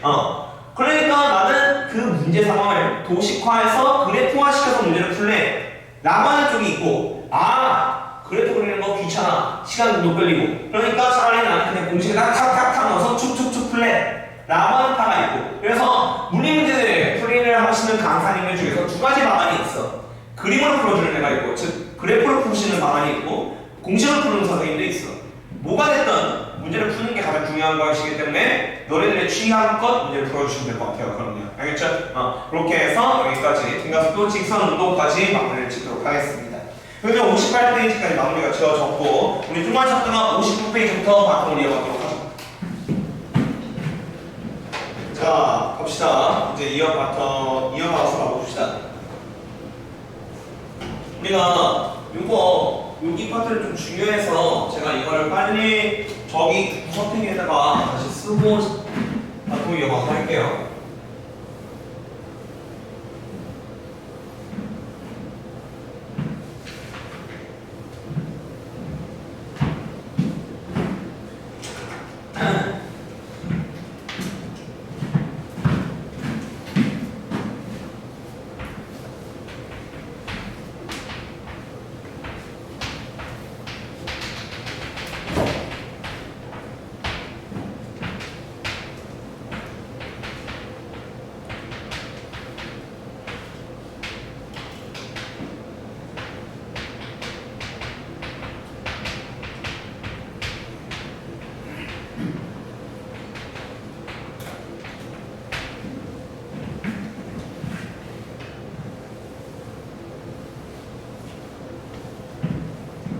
자, 그러면 이제 우리가 역학적 시스템부터 바탕으로 열어서 가보도록 합시다. 역학적 시스템이라는 거는 여러 가지 우리 자연 생태계가 여러 가지 힘들이 작용하여서 우리가 살아간다라는 건데, 보면 뭐 중력, 마찰력, 탄성력, 전기력, 자기력, 부력 뭐 이런 것들이 있는데, 거기서 압도적으로 중요한 건 뭐냐면 바로 중력이 되겠습니다. 오케이? 중력이 가장 보기가 중요한데, 이 중력이라는 것 자체가 어디에서부터 출발했냐라고 보면 만유인력에서부터 출발을 했거든요. 만유인력부터 한번 살펴보자고요. 만유인력이라는 게 뭐냐면, 만유인력이라는 것은 질량이 있는 두 물체는 서로 끌어당긴다라는 거예요. 질량이 있는 두 물체는 서로 끌어당긴다라는 거거든요. 끌어당긴다. 질량이 있는 물체는 서로 끌어당긴다라는 게 만유인력 법칙입니다. 오케이. 그러면 얘를 이제 구조를 해보면 여기 M1이라고 하는 질량을 갖고 있는 물체가 있고 여기 M2라고 하는 질량을 갖고 있는 물체가 있다고 쳤을 때 여기부터 여기까지의 거리는 R이라고 한번 해봅시다. 그러면 봐봐. 얘가 얘를 끌어당길 거야. 얘도 얘를 당연히 끌어당길 수밖에 없겠죠. 왜냐면 작용 반작용 법칙에 의해서요. 어쨌건 이 F라고 하는 힘으로 서로 끌어당기고 있을 거야. 똑같은 힘만큼으로. 그럼 이 F라고 하는 힘은 어떻게 되냐면 만유인력 상수 G 곱하기 R제곱분의 M1 곱하기 M2입니다. 그래서 이 끌어당기는 힘은 질량의 거리의 제곱에 반비례하고 그 다음에 질량곱에 비례하다 이렇게 볼 수가 있어요. 오케이. 자, 그래서 결국 만유인력이라는 거는 결국 질량 있는 물체는 서로 끌어당긴다라는 건데, 이거를 이제 하나의 입장이 뭐로 가게 되면, 하나의 입장이 그거를 지구로 가게 되면, 이거를 지구의 입장으로 갖고 오게 되면 그걸 우리 뭐라고 부르는 거야? 바로 충력이라고 부르는 거야. 충력. 오케이. 그러면 어떻게 되냐면 지구가 이렇게 있어. 오케이. 내가 이렇게 서 있는 거냐? 오케이. 그러면 지구와 나 사이의 거리가 R이야. 지구의 중심으로부터 나 사이의 거리가 R이야. 오케이. 근데 우리가 보통의 물리 문제는 다 지표면에서 이루어지거든. 지표면에서. 그러면 선생님, 그런데 제가 본 문제는요, 아파트 옥상에서 떨구는 문제도 있던데요. 아파트 옥상 정도의 높이는 저 R값 자체가 크게 의미가 없어요. 진짜 거의 롯데타워 맨 꼭대기 정도는 돼야 저 R값 자체가 변하는 게 의미가 있고, 우리 아파트 옥상 높이 정도, 한 25층 높이 정도는 저 R값에 변하는 게 크게 유효하지 않습니다. 알겠죠? 그러면 자, 우리가 결국 이 공식을 이제 어떻게 갖고 올 거냐면, 자, 내가 질량이 M2라고 잡게 되면 지구의 질량이 M1이 되는데, 지구의 질량 M1 내가 아는 값이야. 왜냐면 충분히 실험적으로 지구의 질량 측정할 수 있거든요. 심지어 밝혀줘도 있고요. 지구의 반지름, 왜냐면 지표면을 살 거라는 거니까, 지표면을 살 거라면 결국 지구의 반지름이 R값일 거 아니에요? M1은 지구의 질량이야. R값은 뭐야? 지구의 반지름이라고. 반지름. 그 지구의 질량과 지구의 반지름 넣고, 그 다음에 만유인력 상수 G 상수라며 내가 아는 값이네. 그렇지. 이것들을 싹 다 대입하게 되면 결국 F라고 하는 힘은 어떻게 되냐면 9.8 M2가 나옵니다. 오케이. M1 곱하기 R 곱하기 G가 이 안에 다 녹아있는 거죠. M1 곱하기 R 곱하기 G가 여기 다 녹아있는 거예요.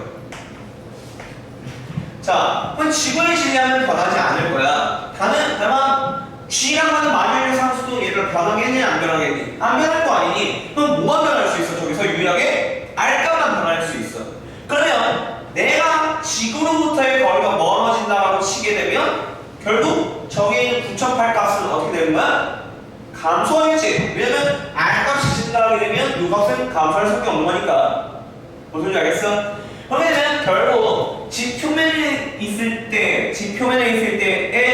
저 9.8이라는 값, 오케이? 저걸 우리는 뭐라고 그러냐면 이제 이거를 바로 중력가속도 G라고 표현할 겁니다. 이걸 그래서 결국 최종적으로 우리 G가 중력 가속도예요. 오케이? 얘를 최종적으로 일반화시켜보자 라고 하게 되면 결국 어떻게 표현할 수 있냐? F는 mg가 됩니다. 오케이? F는 mg. 오케이? 여기까지 콜. 그러면 우리 지표면 근처의 중력 가속도 값과 내가 에베레스트를 등반해가지고 에베레스트 꼭대기에 올라와 있어. 그때의 중력 가속도 값을 비교해보면 당연히 누가 중력 가속도가 더 클 수밖에 없어요. 라고 하면 당연히 지표면 근처가 더 큰 거예요. 오케이? 그렇게 보시면 될 것 같습니다. 지구로부터의 나와의 거리가 점점 멀어지면 멀어질수록 중력 가속도 값은 어떻게 된다? 감소한다. 그리고 실제로 우리 실험, 우리 문제 풀 때도 물리 문제 풀 때, 특히 통합과에 있는 물리 문제 풀 때 우리가 아파트 옥상에서 물체를 떨어뜨리는 실험을 할 텐데 그때 그 R값 크게 유효하지 않다. 그렇기 때문에 그냥 그대로 우리가 아는 중력가속도로 풀면 됩니다. 그러면 이제 중력가속도 G라는 거는 9.8이 보통 값인데, 오케이? 그래서 가속도니까 얘 기본 단위, 얘 단위 뭐야 되겠어요? 미터 퍼 세크 제곱일 거예요. 오케이? 그런데 9.8, 딱 봐도 값이 뭐야? 좀 더러워 보이잖아. 그렇지? 그러니까 보통 얘를 뭐로 주어져 있냐면 10m 퍼 세크 제곱 이런 식으로 주어져 있습니다.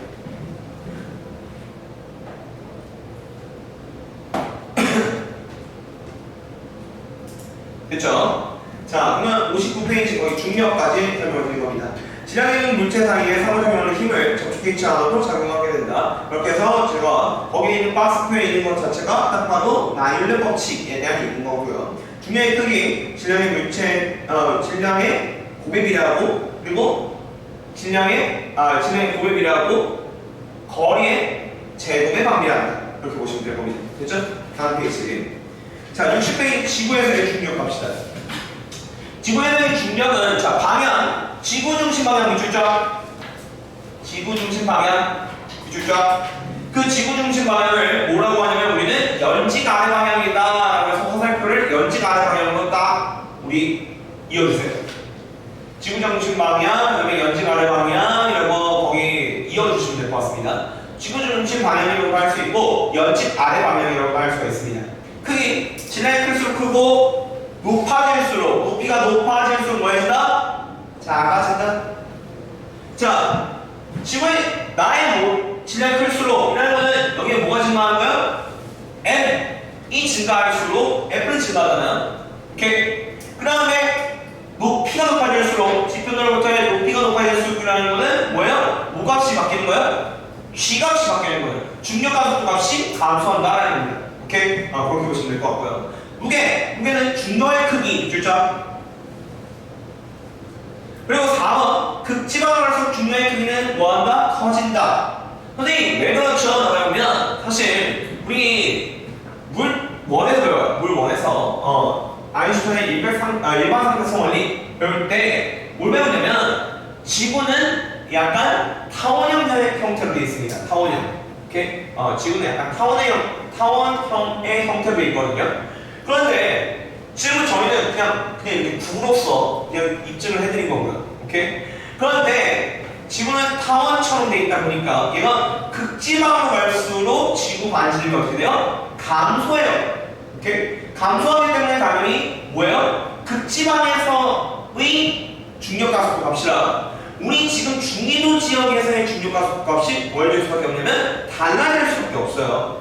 이 9.8이라는 값은 딱 우리 지금 현재 우리나라 정도에 있는 중위도 지방에서는 9.8 값을 갖습니다. 근데 극지방 쪽으로 갈수록 어떤 값을 갖냐면 얘가 9.87의 값을 가져요. 오케이? 그런 식으로 조금 더 중력 가속도 값이 올라가는 거예요. 아시겠죠? 그렇게 보시면 될 것 같습니다.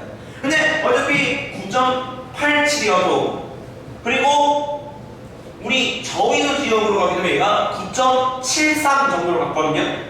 어찌됐건 반올림하면 반올림하면 하나는 9.7 되지만 대략 평균값을 9.8로 잡는 겁니다. 그래서 알겠죠? 자, 중력받는 물체 운동 갑시다. 우리 자유낙하 운동이라는 것을 이제 여기서 배울 겁니다. 자유낙하 운동. 자유낙하 운동이라는 건 뭐냐면 바로 공기저항을 무시할 때 공기저항을 무시할 때 지구 중심 방향으로 떨어지는 운동을 얘기합니다. 공기저항을 무시할 때 지구 중심 방향으로 떨어지는 운동을 우리 뭐라고 부르냐? 바로 자유낙하 운동이라고 부릅니다. 여기서 가장 중요한 거는 공기저항을 무시한다라는 사실들. 그럼 자유낙하 운동을 우리가 좀 더 상세히 그림으로 나타내서 표현을 해보자면 여기 질량을 갖는다고 칩시다. 질량은 공이 높이값 h만큼에 있는 높이에서 아래로 떨어질 겁니다. 오케이? 자, 얘가 그러면 힘을 받아요. 우리 힘은 뉴턴의 제2 법칙에 따라서 F는 ma라고 표시할 수가 있습니다. 그렇죠? 근데 얘한테 작용하는 힘, 뭐만 작용을 할까요? 지구 중심 방향으로 떨어지는 당연히 뭐의 힘을 받아요? 중력의 힘을 받죠. 근데 원래대로라면 중력만 고려해야 되냐? 아니요. 중력뿐만이 아니고 바로 공기저항이 존재한다고 하면 부력이라는 것이 존재해요. 즉 부력이 뭐냐면 끌려가는 힘이거든요. 오케이? 그런데 지금 공기저항을 무시하니까 부력 값은 우리가 고려를 한다나 안 한다는 겁니다. 그러면 지금 중력감만 존재하는 거예요. 그러면 지금 중력은 아까 유도했죠. F는 mg였으니까 얘가 결국 mg라고 된다고요. 그럼 m 값은 양쪽이 소거가 되면 따라서 가속도 a는 중력 가속도 g랑 똑같습니다. 즉 얘를 나는 10m/s 제곱으로 이제 할게요. 그냥 간단하게 하기 위해서. 오케이. 그러면 10m/s 제곱을 너희들이 알아서 쉽게 내가 얘기를 해보자면 결국 얘는 뭐예요? 1초에 몇 m/s가 증가하는 운동? 10m/s가 증가하는 운동을 할 거라고요. 10m/s가 증가하는 운동을 할 거예요. 그러면 1초 뒤에 이 공의 속력은 뭐가 되는 거야? 10m/s가 되는 거고 2초 뒤에 이 공의 속력은 뭐가 되는 거야? 20m/s가 되는 거고 이거는 딱 이렇게 도달하게 될 겁니다. 오케이? 무슨 소리인지 알겠죠? 여기까지 이해가십니까? 좋아요. 그러면 이거를 이제 우리 첫 번째 공식에 따라서 유도를 해봅시다. 라고 해보자. 자, 얘 처음 속력은 당연히 뭐예요? V0. 오케이? 여기에서의 딱 도달했을 때, 지점에 도달했을 때 뿐만이 아니라 그냥 여기 여기를 t 값이라고 한 다음에 이 t초의 일대의 이 t 일대의 얘 속력을 V라고 잡아볼게요. 오케이? 라고 하게 된다면 첫 번째 공식에 따라서 V는 V0 플러스 AT. 그런데 우리 A 뭡니까? 여기서 중력 가속도 G잖아요. 그렇죠? 그렇게 되면 그거를 넣고요. A에다가 G를 넣고요. 그 다음에 내가 딱 잡고 있다가 딱 떨어뜨리는 거야. 그러면 얘 처음 속력은 뭐여야 되는 거야? 그렇지. 0이잖아. 그렇지? 그러면 V0는 0이야. 그러면 그 값을 대입하게 되면 나중 속력이라는 거는 결국 GT가 된다라는 거. 이게 1번 공식을 통해서 유도할 수가 있습니다. V제로는 GT다. 그럼 자 우리 두 번째 공식 S는 V0T 플러스 2는 1AT의 제곱이라는 공식을 통해서 봐봐. 내가 어떻게 유도할 수가 있냐면 S는 자 다시 한번 쓸게. V0T 플러스 2는 1AT의 제곱이라는 값을 통해서 봐봐. 어차피 A라는 값은 얘가 뭐였어? A라는 값은 중력 가속도 G였어. 그리고 V0는 얘들아 뭐야? 0이야.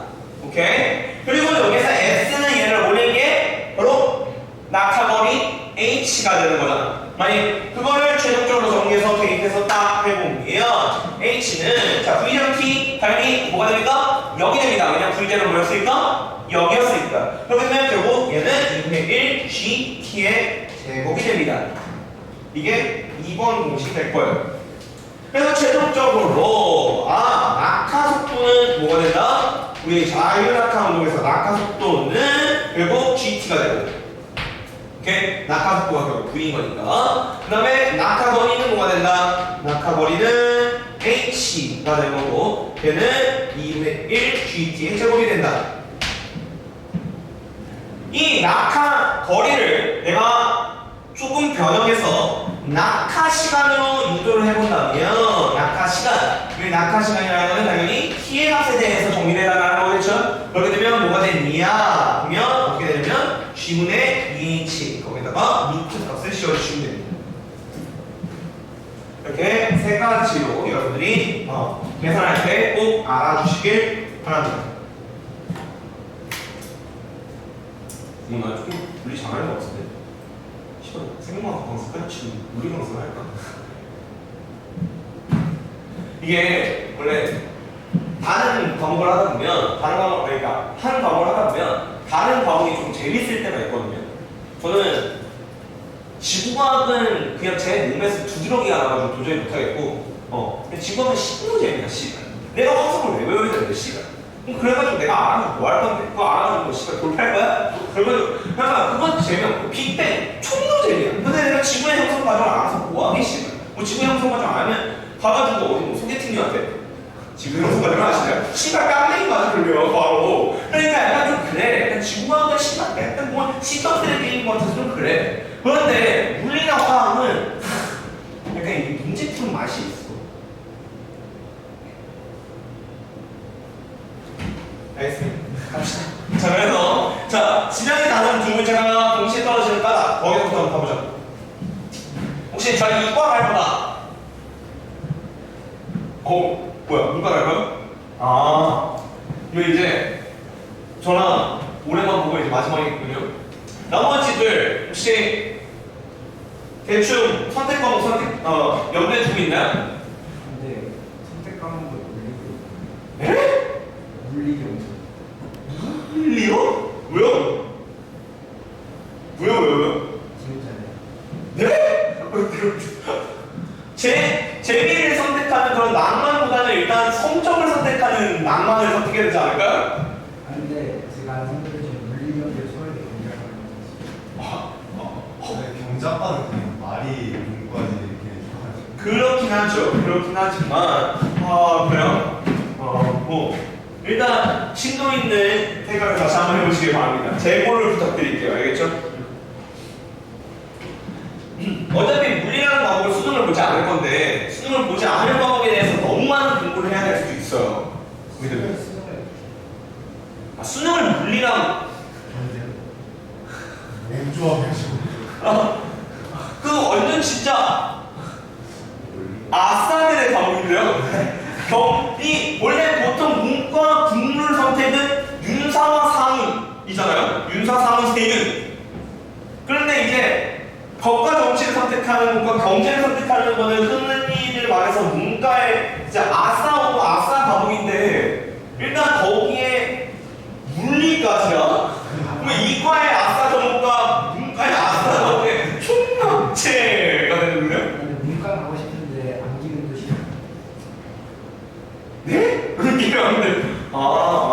일단 말리진 않을게요. 일단 재고의 몸이 좋을 것 같고요. 말리지는 않을게요. 뭐 선택할까요? 생각을 할 것 같아요. 그럼 내년에 볼 가능성이 높겠네요. 뭐 선택할까요? 물리. 그냥 물리 재밌는 것 같아. 나 지금 물리 파트 하면서 약간 희열을 느끼고 있어. 이거 약간 재밌다. 라는 거. 나는 물리는 재밌어 했는데 물리는 재밌어 했어. 그러니까 나는 화생을 수능을 봤는데 난 1학년 때부터 화생을 수능을 봐야 되겠다고 내가 한 게 물리가 재미없어서 그런 게 아니고 그때 당시에 일단 물리는 약간 아싸들이 보는 과목이었고 그리고 물리보다 화생이 더 재밌었어. 그렇기 때문에 화생을 수능을 봤거든. 근데 물리가 나쁘지 않은 것 같아. 그냥 나는 그러니까 현역때 깨달았거든. 이럴 거였으면 씨발 생각을 안 하고 그냥 무사로 수능 봤는데 라고 생각하는 싶었는데 최종적으로 선택했을 때 뭐 나쁘지 않았어. 그리고 이제 물리 문과요? 문화지역 생명하고 도저히 안 되겠군요. 물지하고 사탐하나 물지하고 사탐하나? 이게 역시 범위선이 엄청 넓군요. 알겠습니다. 왜 생명하고 싫어요? 그러니까? 이렇게 친구가 문제는 되죠. 아닐걸요? 아닐걸요? 한번 제가 통합과학 때 보여드릴게요. 지구학이 얼마나 족같이 나오는지 제가 한번 보여드리도록 하겠습니다. 일단 중학 선생님들도 그러니까 우리 학원에서 지구과학 파트를 가르치는 선생님이 있는데 그 선생님도 통합과학 지구과학 파트 할 때는 꼭 수업 전에 준비를 하고 들어가더라고. 왜냐면 다 까먹어가지고 외워야 될 것들이 많다고 해가지고 특히나 그 화석들 존나 많이 외워야 되거든요. 시상화석이니 표준화석이니 그딴 거 외워야 되고. 근데 태명화가 그 정도까지 안 와. 근데 지구과학 따지고 봤을 때 태명화가 외우는 게 좀 덜해요. 태명화학은 지구과학에 비해서는 덜해. 외울 거는. 물론 우리는 이제 유전이라고 하는 족 같은 파트를 버티고 있지만 뭐 유전 까놓고 보면 쉬워요. 그냥 대가리만 보면 풀면 풀리거든요. 어디나 그거야. 자, 그래서 갑시다. 자, 볼게. 내가 여기 M1이라고 하는 진량을 갖는 공이 있고 M2라고 하는 진량을 갖는 공이 있다고 치자. 오케이? 그럼 M2의 진량이 더 크다고 쳐볼게. 자, 얘는 F는 MA라고 하는 M1 곱하기 A에서 떨어지고 얘는 F는 M2 곱하기 A에서 떨어질 거야. 얘는 당연히 우리 공기정을 무시하는 자유낙하 운동을 한번 쳤을 때 얘는 당연히 중력만 고려하게 될 거고 중력만 받을 거게 되고 그래서 얘는 M1 곱하기 G 라고 하는 힘을 받을 거예요. 그렇죠? 중력만 받을 거니까 얘는 M2 곱하기 G라고 하는 힘을 받을 겁니다. 그래서 결국 우리는 M1과 M2를 결국 각각 소거할 수가 있다고요. 그러면 얘는 A는 G고 여기도 A는 G예요. 그러니까 결국 우리는 결국 얘 낙인 속도가 낙하 속도가 결국 똑같이 뭐가 됩니까? GT가 되고 얘도 GT가 되고 낙하 시간을 따지고 보면 G분의 2H 거기다 루트 씌운 거 그래도 G분의 2H 루트 씌운 게 되는 거야. 그럼 뭐해? 질량이 다른 동물체여도 시간이 똑같이 돌아가는 겁니다. 질량이 달라도 동시에 도착한다 라는 거죠. 분명 선생님 제가 뭐 20kg 바벨을 떨어뜨리고 깃털을 떨어뜨린다고 쳤을 때 분명 바벨이 더 먼저 도착할 것 같잖아요. 공기전. 그렇죠. 봐봐. 날개와 20kg 바벨을 떨어뜨렸을 때 당연히 바벨이 먼저 떨어질 거고 실제로 우리가 여기서 바벨이 먼저 떨어질 거예요. 그렇죠? 그런데 아니 씨발 여기는 왜 똑같이 떨어지죠? 라고 하면 그렇죠. 저희는 공기장을 무시했기 때문이에요. 공기장을 무시한다면 얘네들은 똑같이 떨어질 수밖에 없다는 겁니다. 오케이? 왜냐면 우리 바벨은 워낙 무거우니까 공기장을 덜 받을 수밖에 없고요. 날개는 가벼우니까 그만큼의 부력이 많이 힘을 가하고 그러니까 얘가 쿡 떨어지다 보면 그 늦게 도착할 것이라는 것이죠. 오케이? 그런데 얘가 공기장이 없는 진공 상태라면 저렇게 똑같이 떨어질 수밖에 없다는 거예요. 오케이? 그거에 자체가 우리가 질량이 달라도 동물체가 왜 다르게 떨어지냐? 라고 해보면 결국 우리 낙하 속도와 낙하 시간에 따라서 여기 이렇게 떨어져야 되기 때문이다 라는 거죠. 즉 똑같은 높이에 떨어뜨린다면 자유낙하 운동 시 똑같은 높이에서 떨어뜨린다면 질량이 달라도 무조건 동시에 도착할 수밖에 없다는 겁니다. 오케이? 그렇게 생각해 주시면 될 것 같습니다. 다음 페이지 가죠.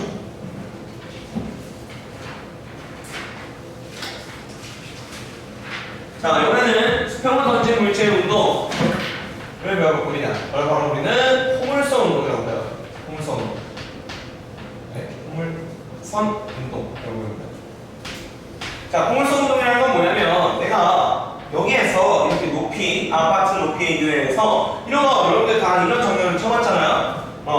우리 아파트 옥상에 올라가가지고 뭐 공 떨어뜨리거나 돌 던지거나 뭐 이런 장면들 어렸을 때 안 쳐봤어요? 특히 이제 초등학교 국물 그래 가져온 혹시 지금도 우유급식 먹나요? 우유급식 먹었지? 초등학교 때. 씨발 다행이다. 아직 틀딱까지는 아니구나. 근데 우유급식 그거 약간 이제 너네들 맛 선택할 수 있었어? 다 흰우 주셔야 돼요? 씨발. 다행이다. 나 아직 그런 거 많이 먹자. 다행이다. 왜냐면 제가 어느 날 인스타에서 봤는데 요즘 애들은 그 맛을 선택해서 먹을 수 있다고 하더라고요. 그래서 누군가는 바나나우유 선택해서 쳐먹고 누군가는 초코우유 선택해서 쳐먹고 근데 우리 때는 이제 흰색 우유밖에 없었거든. 그래서 그 존노 맛인 이제 뭐 그러니까 선우 이런 거 주지 않고 연세 우유니 뭐 이딴 거 쳐가지고 존나 맛이 없는 우유 급식만 쳐먹었는데 그리고서 이제 누군가 거기 그때 이제 제 티를 집에서 가져왔다? 그럼 그날에 이제 MVP 먹고 걔가 그래가지고 막 그래가지고 제티 처리하고 씨발 안 되느냐? 이러면서 바로 이제 제티 뜯어내고 이렇게 했었는데 아직 그래도 힘들게 쓰냈구나. 근데 이제 우유급식 이제 맛이 없으니까 보통 집에 갖고 올 수 있잖아요. 그렇죠? 그럼 이제 집에 갖고 오면 이거 처먹기에는 조금 이미 여름철에는 또 혹시라도 뭐야 되잖아. 부패했을 수도 있고, 그렇지? 그러니까 이제 막 창문 밖으로 던지고 그렇게 해서 자동차 막 이렇게 팡 터지고 이런 거 안 해봤어? 나만 해봤다고? 창문 밖으로 던져봤어? 안 던져봤어? 우유급식. 아니 옛날 디스턴스 나오면 정말 이거 나만 쓰레기니까? 안 해봤어? 그냥 우유 화장실에다 버리고 딱 사면 되잖아요. 딱지 만들기. 또 이것도 나름대로 괜찮네요. 저는 가져왔는데 아니 너무 그냥 뭔가 여름철에 딱 부패하다. 이게 이미 벌써 여름철에 이 우유를 갖고 오잖아. 그럼 얘가 이렇게 팽팽해 벌써. 그럼 이 시간 이 팽팽한 우유를 씹어볼 수는 없잖아. 그럼 마음에 이제 그날 이제 무한 설사쇼 그냥 바로. 그러니까 이제 밖에다가 이렇게 쭉 던져가지고 했는데 차가 맞은 거야. 진짜 그런 거 모르니까 차 누가 타 있었어. 그래서 바로 나와서 뭐야? 아니 바로 우리 승코만 이질라 했는데 그거 공감 못한다고? 어찌 됐건 내가 여기서 우유를 던진다고 쳐볼게. 그래서 어디 됐건 내가 우유를 던졌어 이렇게. 오케이? 우유를 던지게 되면 얘가 내가 처음에 V0라는 속도로 이렇게 쭉 던질 거야. 즉 내가 여기에 이렇게 지우개가 있어. 지우개를 내가 이렇게 툭 쳐가지고 떨어뜨리지 않을 거야. 무슨 소리인지 알겠어? 근데 그러면 처음에만 내가 얘를 V제로로 톡 밀고 내가 수평 방향으로는 계속 밀어 안 밀어? 안 밀어. 처음에는 툭 쳐가지고 미는 거야. 그럼 얘가 결국 포물선의 형태를 그리면서 운동을 할 것이다 라는 거야. 여기까지 콜? 그러면 봐봐. 이 운동 상태를 우리는 다 계속해서 시점마다 다 뭐로 구성을 할 수가 있냐면 수평 방향과 수직 방향, 수평 방향과 수직 방향, 수평 방향과 수직 방향으로 다 분석을 해볼 수가 있어. 오케이? 수평 방향과 수직 방향으로 나눠서 생각을 하는 게 제일 쉬워요. 이 포물선 운동 자체가 원래 딥하게 들어가면 물투까지 건져야 돼. 3학년 때 배우는. 근데 물투의 지식은 내가 너희들한테 싹 다 알려줄 수는 없잖아. 그러니까 얘를 차라리 가장 단순하게 이해를 하려면 수평 방향과 수직 방향으로 계속 나눠서 생각을 하는 게 가장 편합니다. 그러면 다시 한번 수평 방향과 수직 방향으로 나눠서 생각을 해보라고. 그러면 봐봐. 수평 방향으로 살펴봤을 때 내가 힘을 주고 있어 안 주고 있어? 수평 방향으로는 그렇지. 힘을 주고 있지 않아. 근데 수직 방향으로는 힘을 주고 있어. 에? 근데 수직 방향으로 제가 무슨 힘을 주고 있어요? 내가 힘을 주진 않았지만 얘는 수직 방향으로 중력이 계속해서 작용하고 있잖아요. 수직 방향으로 중력이 계속 수직 방향으로 작용하고 있다고요. 오케이? 중력이 작용하고 있다고. 오케이? 그러면 당연히 힘이 작용하고 있지 않으니까 얘는 무슨 운동할 거야? 수평 방향으로 힘이 작용하고 있지 않으니까 등속도 운동할 거야. 속도가 뭐로 속도가 V0로 일정한 운동을 하고 있을 거라고. 얘는 힘을 받고 있어. 그러니까 뭐 할 거야? 당연히 등가속도 직선 운동할 거야. 등가속도 운동할 거야.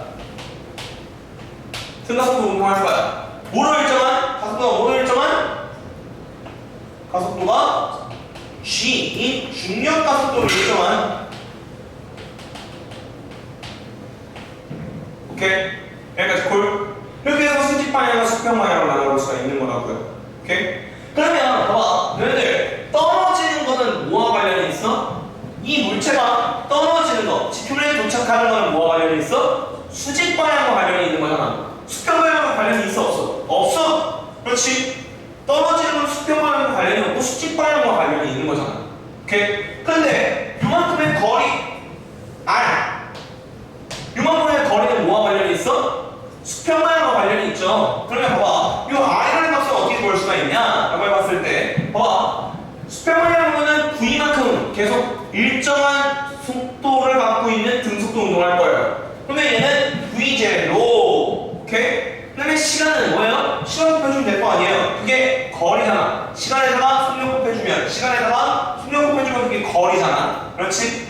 그래서 V0T라는 시를 통해서 구할 수가 있어요. 근데 T라고 하는 거는 여기서 뭐예요? 바로 지평에 도달하는 시간이에요. 지평에 도달하는 시간은 아까 우리 유도했습니다. 자유낙하 운동에서. 오케이? 즉, T라는 거는 낙하 시간을 의미하고, 낙하 시간을 의미하고, 걔가 아까 뭐였어요? 루트 G분의 2H였어요. 맞나요? 그러면 최종적으로 얘는 V0 루트 G분의 2H라고 하는 값을 갖게 될 겁니다. 오케이? 이거 반드시 알아주셔야 됩니다. 왜냐면 너네들 학교에서 제일 잘 나오는 출제 요소 중에 하나고요. 단어도 이거 절대 안 됩니다. 왜냐면 이거 V0 곱하기 루트 G분의 2H 이거 물체에서 나오는 공식이에요. 그렇기 때문에 다른 학교 아무도 안 배우는데 너네 학교만 배웁니다. 그러니까 이거 반드시 알고 계셔야 됩니다. 알겠죠? 여기까지. 그러면 포물선 운동을 이제 정말 쉽게 배우면 이렇게 딱 이해하시면 됩니다. 무조건 수평과 수직 방향으로 나눠서 수평, 수직, 수평, 수직 해가지고 생각을 해주시면 되겠다라는 거고요. 봐봐. 내가 만약에 공을 하나는 이런 우유를 V제로 돌렸을 때 이렇게 되는데 내가 우유를 V제로보다 좀 느린 속력으로 던지면 이런 포물선을 갖게 되고요. 우유를 V제로보다 빠른 속력으로 던지면 이렇게 되게 됩니다. 오케이? 그러면 선생님 V제로보다 낮은 속력으로 던지면 뭔가 좀 거리 자체가 이 곡선의 자체, 이 곡선의 길이 자체가 짧으니까 빠르게 도착하고 V제로보다 높은 속력으로 던지면 곡선의 길이가 딱 기니까 뭔가 늦게 떨어질 것 같고 그런데 절대 아니다라는 겁니다. 왜? 어차피 떨어지는 거는 낙하 시간과 관련이 있는 것이고 낙하 시간은 수직 방향과 관련이 있는 것이고 수직 방향 당연히 똑같은 높이에서 떨어뜨렸다면 루트 G분의 2H에 따라서 떨어질 거니까 봐봐 2번 동그라미 그리고 같이 수평 방향 속도가 더 클수록 멀리 이동하긴 하지만 질량에 관계없이 그리고 처음 속력 V0와 관련 없이 동시에 바닥에 떨어진다 라는 겁니다. 오케이?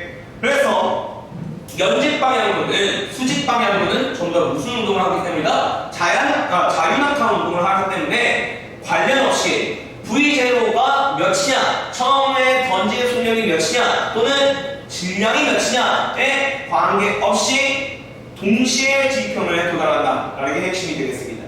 그렇죠? 그렇게 보시면 될 것 같고요. 자, 다음 페이지. 중량만, 여기 62페이지 중량만 받는 운동 시간 나옵니다. 이거 다 필기하고 따라오시면 돼요. 알겠죠?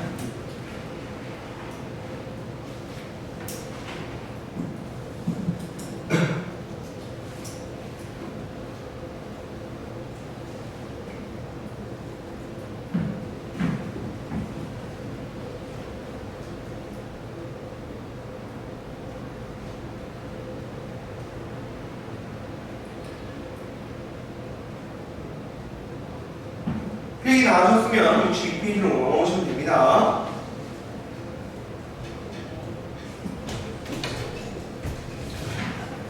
자, 62페이지 중량만 받는 운동 시간 갑시다.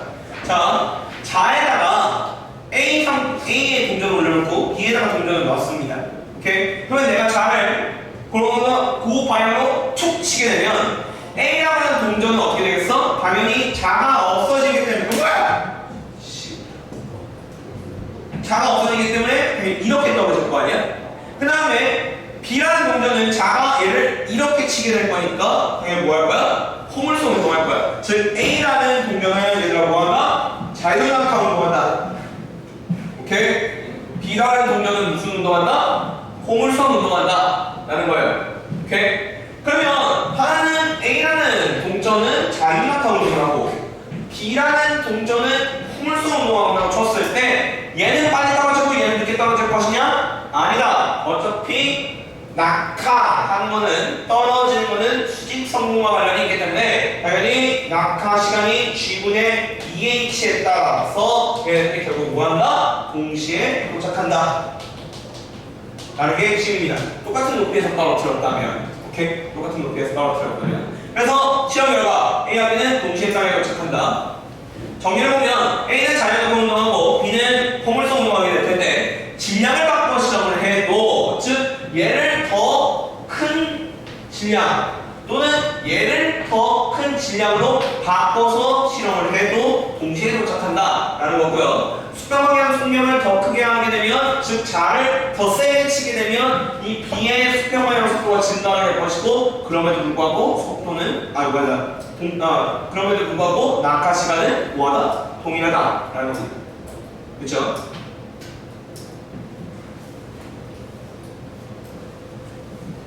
자, 마지막 지구가 이렇게 있습니다. 내가 여기서 뉴턴이라고 하는 과학자가 사고 실험을 했는데, 사고 실험을 대가리로 생각을 해봤다는 거예요. 그랬을 때 봐봐, 내가 여기서 총을 쏠 거야. 총을 딱 쐈어. 그럼 얘가 포물성 운동할 거 아니야? 그럼 내가 수평방향 속력을 증가시키면 더 멀리 떨어질 것이고, 수평방향 속력을 더 증가시키면 이렇게 더 멀리 떨어질 것이고, 수평방향 속력을 더 증가시키면 이렇게 떨어질 텐데, 요 공면이 지구의 공률과 같아지면 결국 어떻게 될 것이다? 이 총알은 떨어지지 않고 영원히 지구 주위를 맴돌 것이다 라고 하는 게 바로 뉴턴의 사고 실험이 되겠습니다. 오케이? 어쨌든 수평방향의 속도를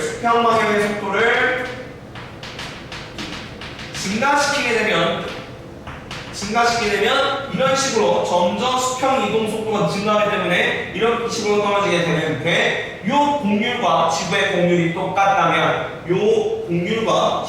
똑같다면 총알은 떨어지지 않고 계속 지구 주위를 맴돌 것이다라고 하는 것이 뉴턴의 사고 실험이고요.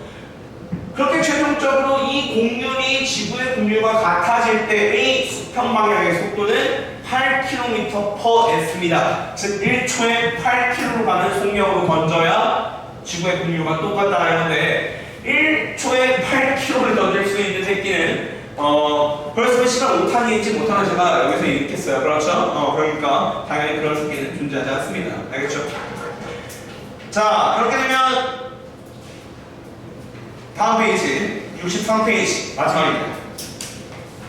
63페이지는 너네 학교에서 정태영 쌤이 이런 류를 아주 좋아합니다.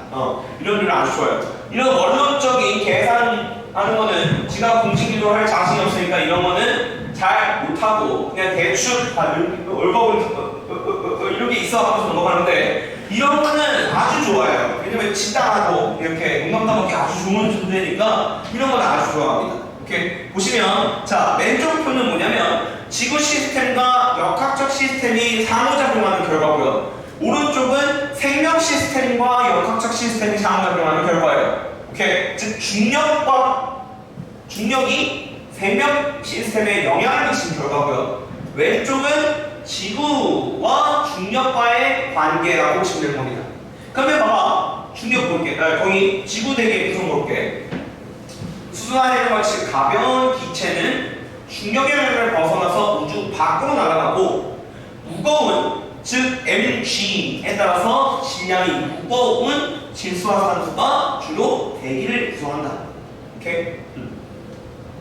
만약에 지금 중력이 없어. 그럼 뭐야? 질소나 산소 기체도 다 어떻게 돼버려? 지구 우주 공간으로 날아가버려. 그럼 나는 숨을 쉴 수가 없겠지. 그렇지? 2번 봐봐. 고도에 따른 공기 밀도. 당연히 고도에 따른 공기 밀도를 보면 어떻게 돼? 지표면 근처가 더 중력을 세게 받고, 에베레스트 근처는 중력을 약하게 받을 거야. 그러니까 당연히 공기가 지표면 근처에 많고, 저 에베레스트 꼭대기에는 뭐가 될 거야? 매우 산소가 희박하게 있을 거야. 아니, 그러니까 올라가면 올라갈수록 사실 에베레스트 승선할 때 저체온증 또는 스태미나가 딸려가지고 힘든 것도 있지만, 그래가지고 사망하는 경우도 많지만, 보통 사망하는 경우는 바로 뭐예요? 호흡 때문에 사망합니다. 보통 보면 에베레스트 등반해가지고 이제 안타까운 사망 사례들을 들어보면 거의 다 산소 부족으로 인해서 죽어요. 오케이? 그 이유가 바로 그것 때문입니다. 4번 기상현상. 수증기가 응결해서 무거워지면 중력을 받아서 비관하는 형태로 떨어진다. 근데 만약에 중력이 없으면 어떻게 돼?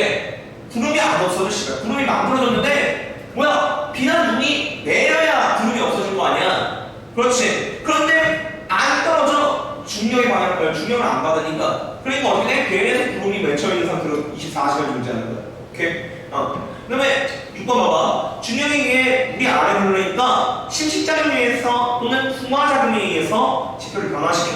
오케이? 생명활동의 이유가 볼게. 지표면 근처에 생성된 공기층에 의해서 생명이 살아가게 된다.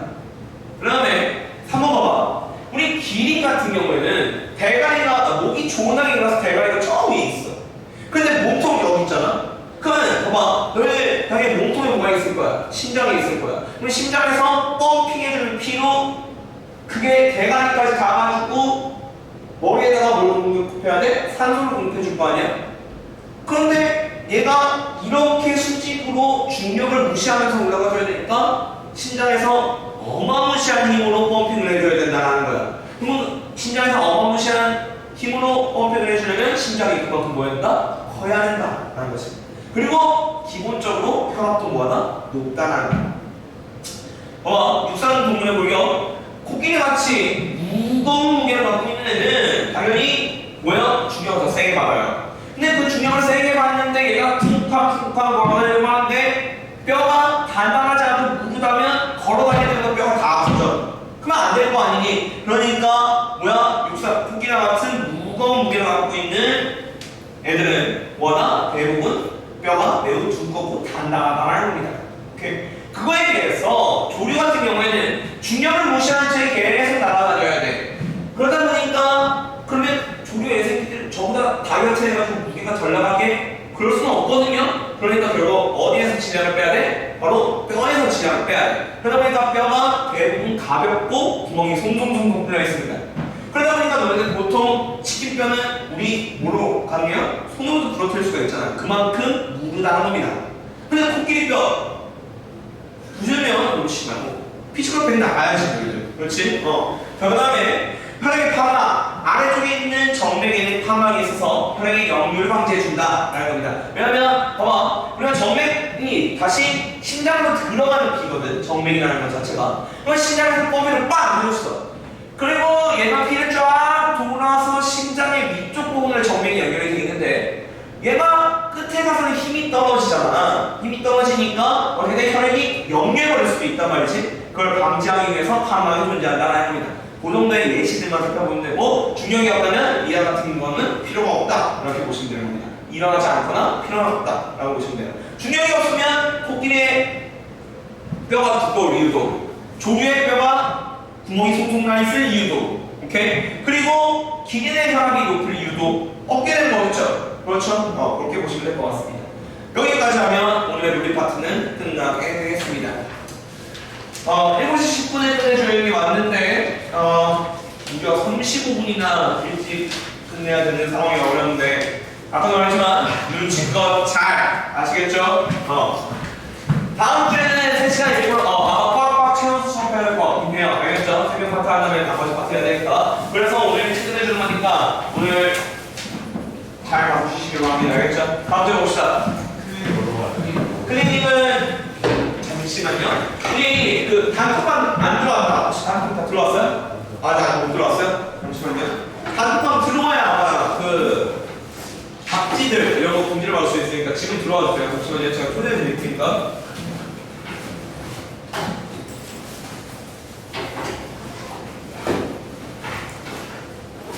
학생 번호가 어떻게 돼요? 010 4310 잠시만요. 4310 5820 5820 잠시만요.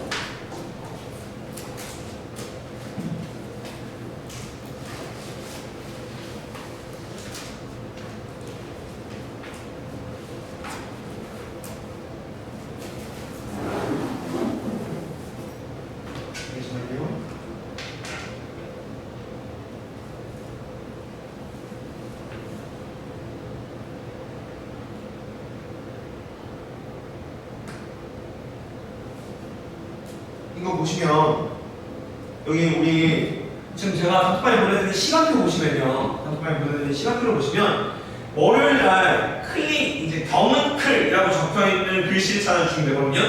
경은클이라고 적혀있는 글씨가 시너지관에 가보시면 네 번째 페이지 시너지관에 가면 경은클이라고 적혀있는 거예요. 뭐 애경, 경은, 음미, 어주고 좀 막 있잖아요. 경은클이라고 하는 글자를 찾으시면 그 관으로 가시면 되는 겁니다. 그 강의실과 그 관으로 가시면 되는 거예요. 알겠죠?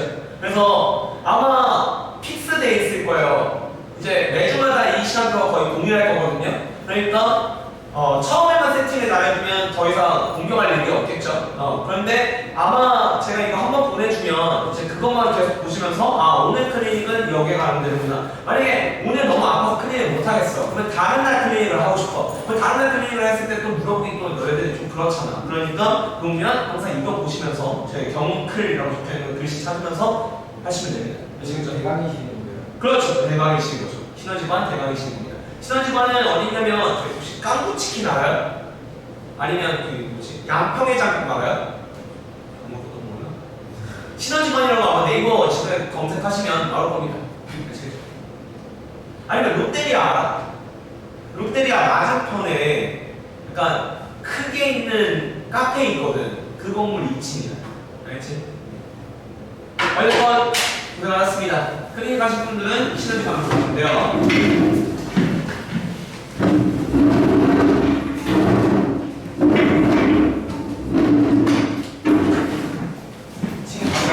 네, 한번 보실 겁니다.